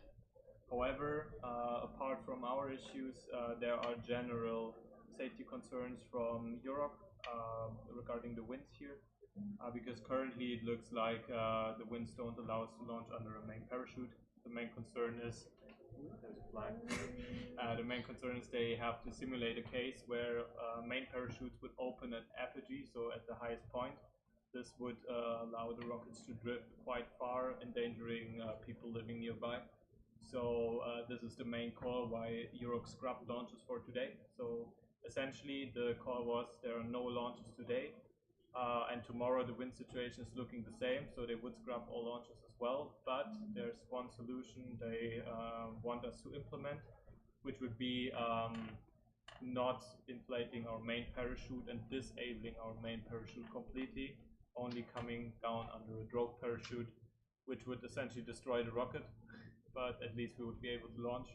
They were also considering ballistic cases, so meaning no parachute at all, just making sure that rockets lift off. But the preferred way is to drogue parachute, so meaning having a slower descent velocity, but still probably killing your rocket in the end. Yeah, we anyhow try to move forward and fix the issues that we had, and yeah, so that's how it is right now. We're currently clarifying if we maybe can also reduce our burn time to maybe not fly to the intended apogee of 3 kilometers, but only to 2 or 2.5. And if then the main parachute opening would still be possible, this would be doable today. Simon, our range safety officer, is clarifying this, and if this is not working, we're gonna go for the backup option tomorrow with flying without a main parachute. Okay. That's how it is right now. Okay, thank you. But yeah, at least it's an official, I'd say, no-go from Euroc, so I don't know, you guys might have heard it. It was really, really harsh this year, being able to launch the rockets here. 2 days or 1 day straight rain. Second day, the window was predicted as bad as it could be, but it was good then in the end. So only a few rockets launched, and now the winds are kind of kicking in and making our lives hard. So yeah, we'll see. We'll make the best out of it, but we can't guarantee anything right now. Yes. All right, and now I leave you to your interview again and put in my my ugly vest. Thanks for the update. No worries. Yeah, thanks. Okay, so we were talking about valves. Yes, correct.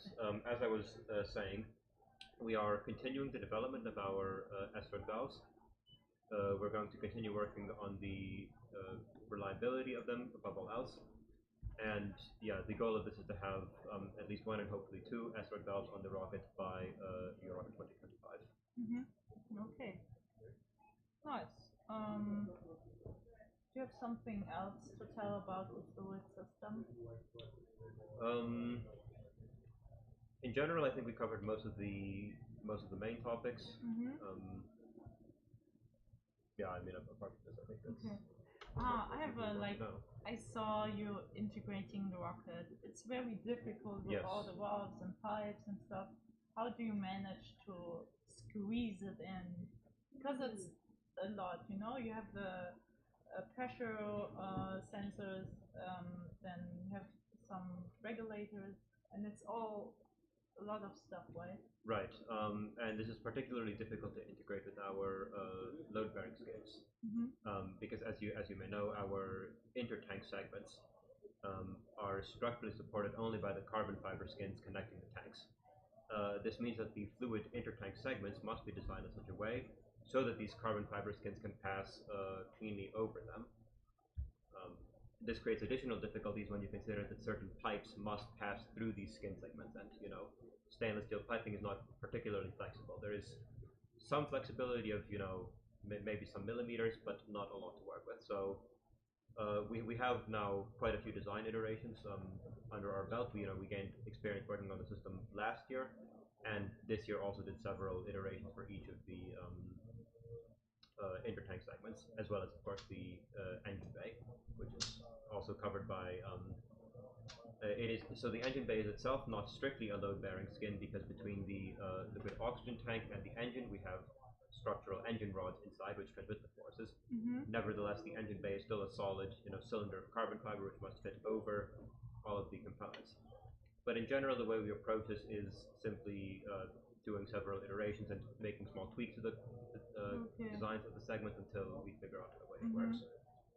Modeling is of course helpful, but it can never give you the complete picture we have found in experience. And making the diameter of the skins bigger, how about that? Yeah, this is of course a complicated trade-off, because increasing the diameter has a lot of consequences for the aerodynamic performance of the rocket. And this is generally a decision that was made already several years ago on the current diameter of the rocket quite early in the design iteration. Mm-hmm. So this is not to say that a change of diameter may not be possible in the future, but at least for the moment, since we are aiming to keep commonality between our systems, at least this year and next year, the diameter of the rocket will likely stay very much the same. Oh, okay, I see. Well, I mean, we also managed to fit it in. Yeah, yeah. So why should we change the diameter? Exactly. Okay. Well then, thanks for all the insights. Yeah, thank you very much for your time. And one last question: what are Sure you thing. most excited for today? I mean, naturally, it would have to be the launch. Yeah, given the hoping that it would happen. circumstances, yeah, maybe that the wind will stand. Yeah, yeah. But yeah, in general, I think today we, at least from the side of our team, we have prepared, very well. We've been working well as a unit for the entire time we've been awake. And I think that at least we are doing the best we can to ensure that we have a good chance of launching. Whether or not the weather is cooperative remains to be seen, but I think we can at the moment feel that we have done everything to ensure a successful launch. Okay, nice. Now then, thank you very much. Yep, thank you. You're welcome. Okay, and then see you soon. See you. Goodbye. Bye. Okay.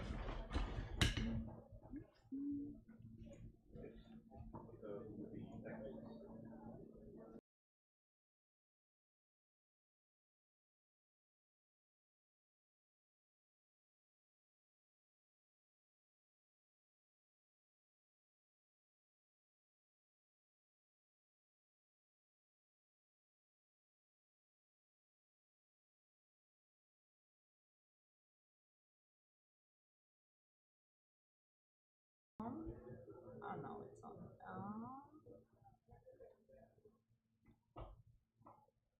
Hi guys.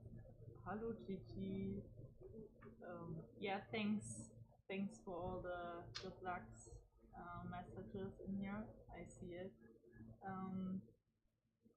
Yeah, it's kind of a bit difficult to get the Wi-Fi in here because like the broadcast tent is here and our mission control is 50 meters away, and the Wi-Fi is not that strong.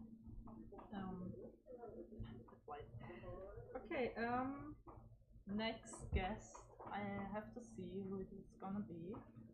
Who's coming there? Okay, no one from us.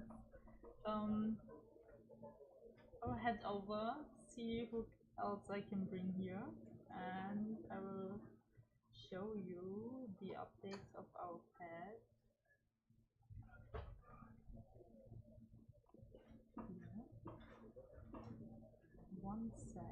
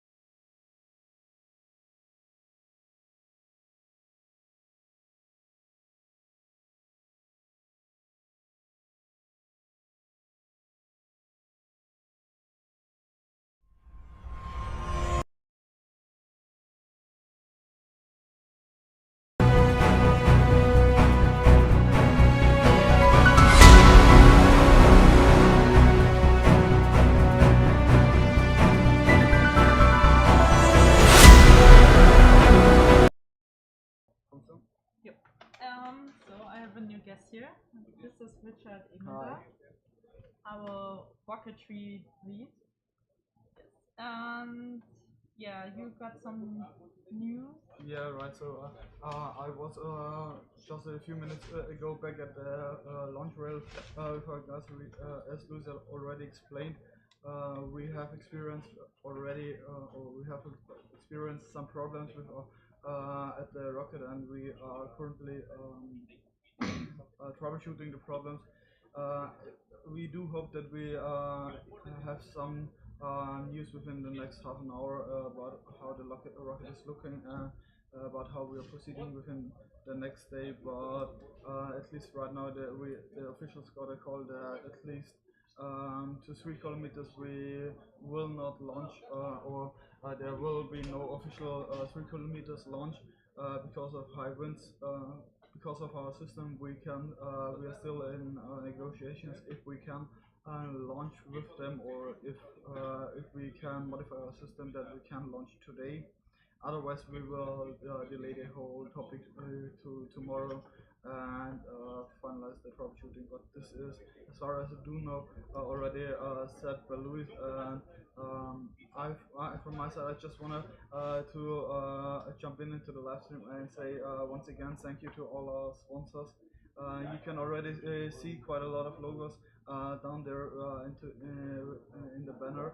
And I really do need to say honest thank you about what you have made possible for us, because here at WARR is known as the team with the equipment.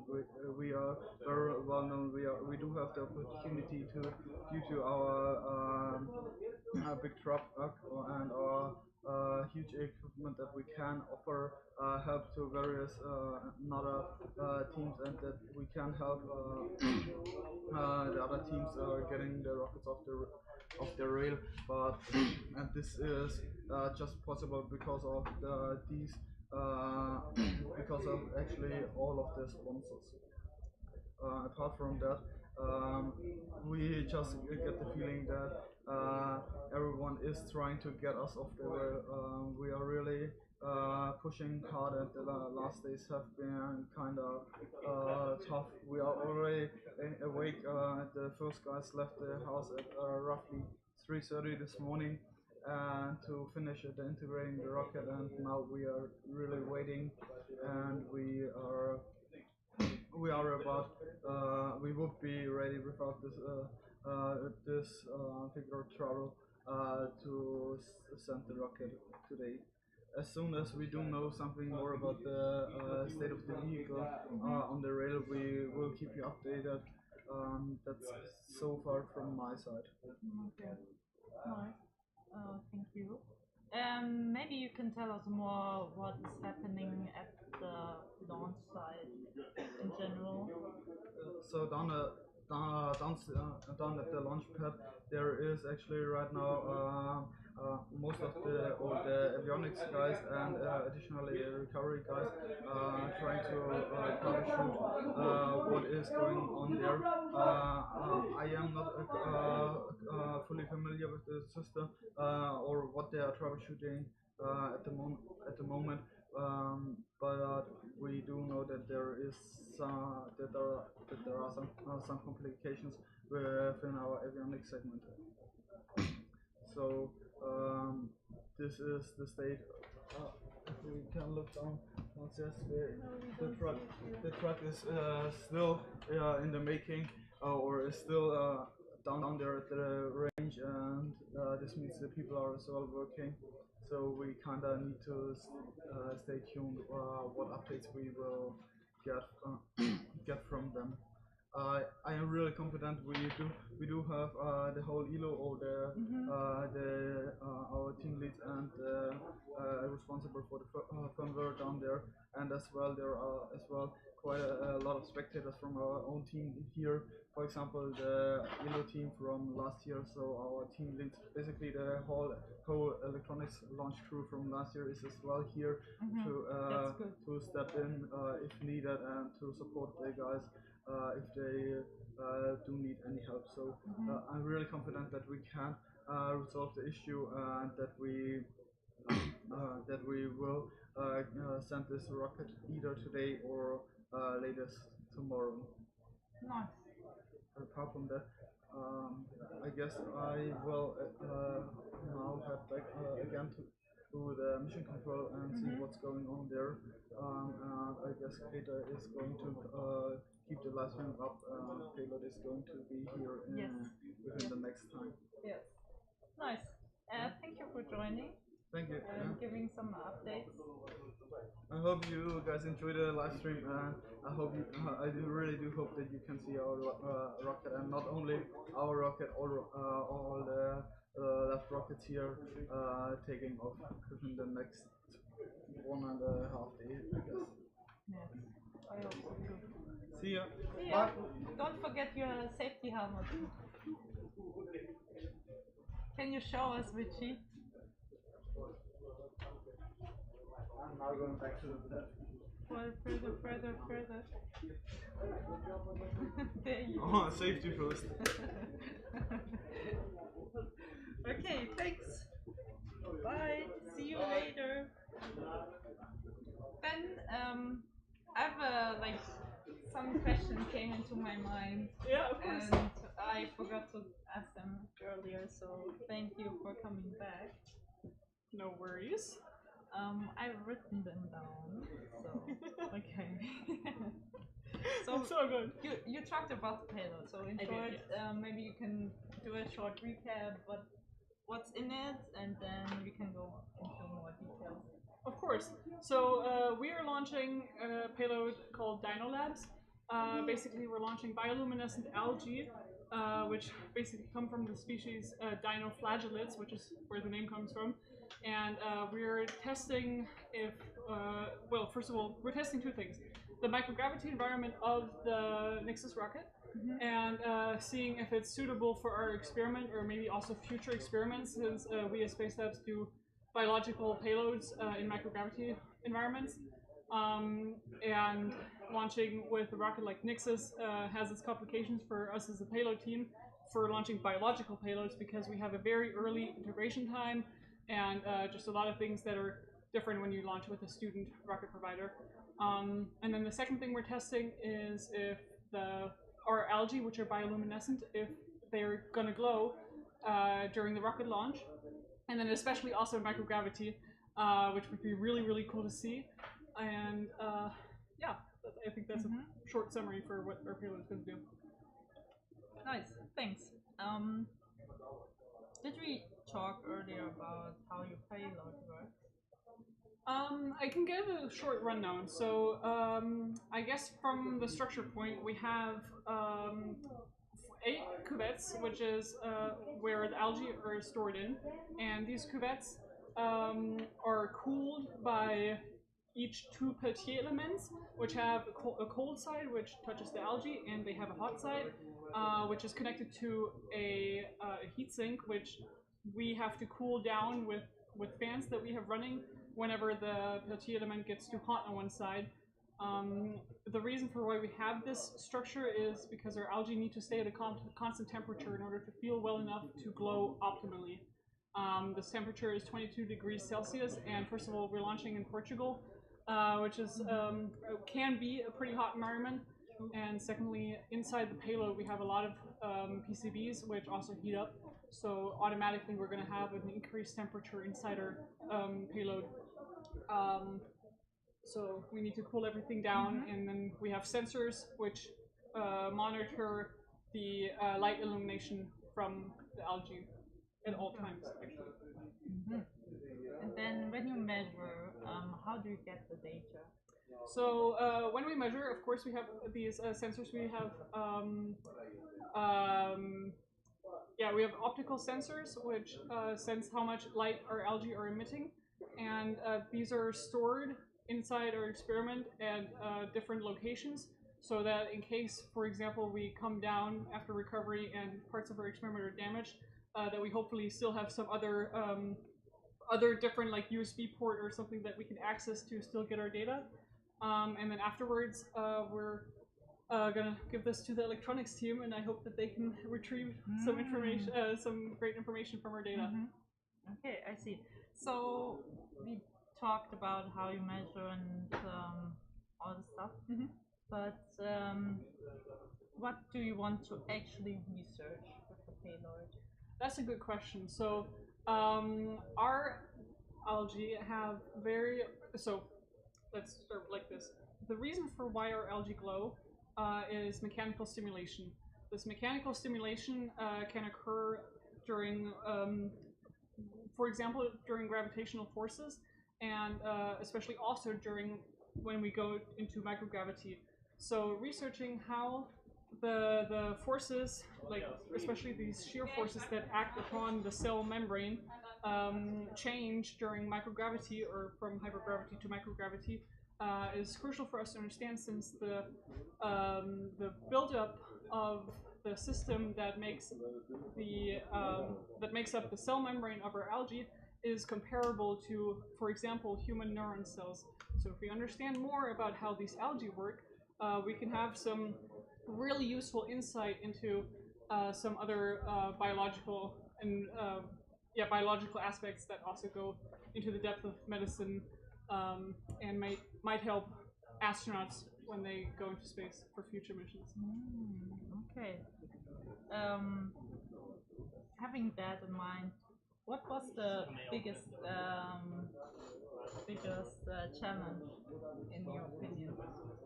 So I think the biggest challenge for us this mission was probably our timeline, because we had some issues getting our algae in the first place, and we wanted to do a lot of tests with them from also the biological point of view, but then also with the electronics components, and we only retrieved our algae a week or two before actually flying off to Europe, which ended up not being a lot of time, in my opinion, to do significant amounts of tests to be more prepared for our experiment now. And we could have avoided some late night hassles if we had been able to test more. Yeah, but it's always like that. That's true. Afterwards, you're always smarter. Yeah, that's true. I mean, it's the same thing for you guys. Like, I've heard that you've not been sleeping much as well. Okay, concerning us, how was it working together with Rocketry? So first of all, it's really, really cool to have be able to fly with our sister team about Rocketry. It's also cool because for me personally, I know a lot of the Rocketry people, so being able to have this launch opportunity with a bunch of my friends is really, really cool. For us as Space Labs, it's very practical because the communication is great. We can talk to you. We see each other in the office, I guess. And so that's all good. I guess one of the sides that we would like to work on is definitely being able to be, I guess, more flexible when we can integrate our payload. And this is something where we hit the boundaries of what you as Rocketry can do, in my understanding, because the rockets we launch are very, very complex. I mean, it was a 2-stage solid rocket for SAC, now it's a bi-liquid rocket. I mean, those are rockets that need a lot of preparation in advance, so naturally integrating the payload is something that has to happen pretty early on, and that just makes it very hard for us to launch a biological payload, which usually needs a lot of care, and the care is usually best provided when we still have the payload, because I have had multiple situations happen now where we are very concerned about our algae getting too much mechanical stimulation before the launch, which is something that we do not want, since this might inhibit them glowing as much during the launch. So I keep hearing myself tell the Rocketry guys, like, don't vibrate the rocket too much, be careful, gentle guys, slow down. So yeah, those are the struggles. So we are trying our best. You really are to not make your algae up. I know, and it's really, really sweet how there are so many people who are like, be careful with the payload. We have that in mind. Everybody. We all really, really appreciate that. You're welcome. Ah, yeah, and one last question. What part of the payload did you actually design? So I'm personally from the engineering team, and I worked on the structure that holds the cuvettes together and connects them to the cold side of the peltier elements. So this encompasses just a lot of CAD and design work, and in general I was also part of the general just design questions that we had when coming up with a way to measure algae and just designing the entire experiment. However, now as a launch crew member here in Portugal, I'm also the main responsible person for all the aspects concerning biology. So I take care of the algae. I'm responsible for them to, I guess, stay alive, and I fill them into the cuvettes and make sure that they're happy.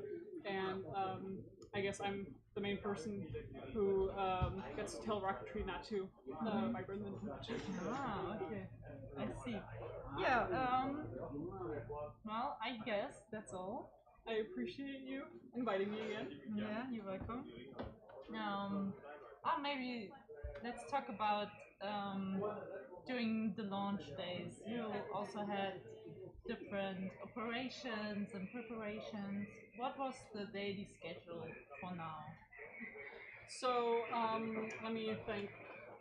When arriving, we had still a lot of electronic stuff that needed to be done. So there was software to be written, there was tests to be conducted with our experiment boards and the other boards that we have inside our experiment that manage everything. So that was basically, I think, our electronics people were busy the entire time, and kudos to them for just all the late nights that they did just trying to make this experiment work.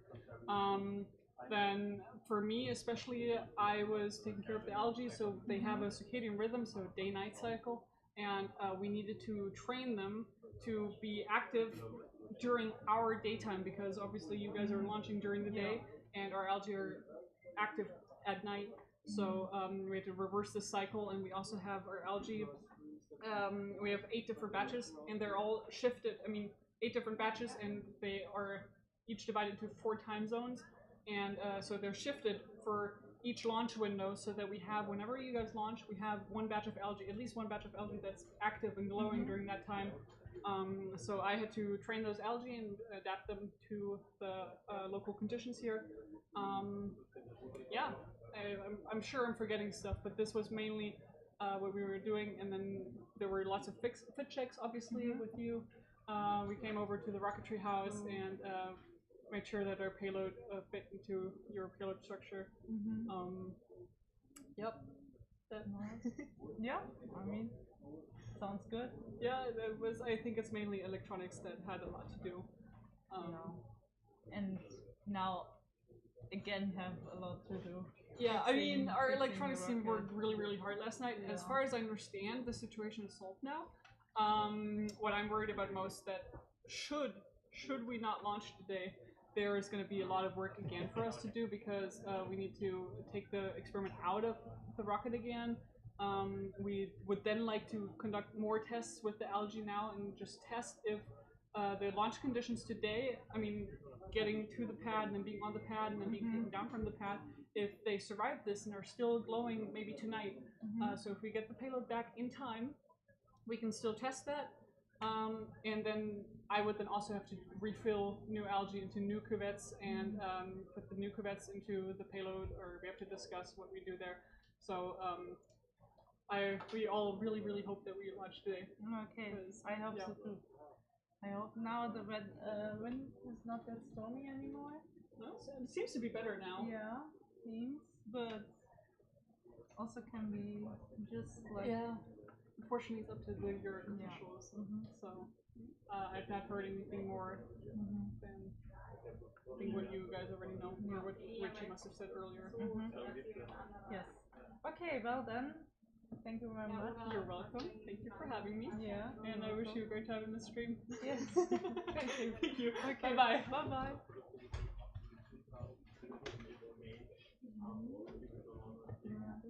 We're gonna head again to the overview of the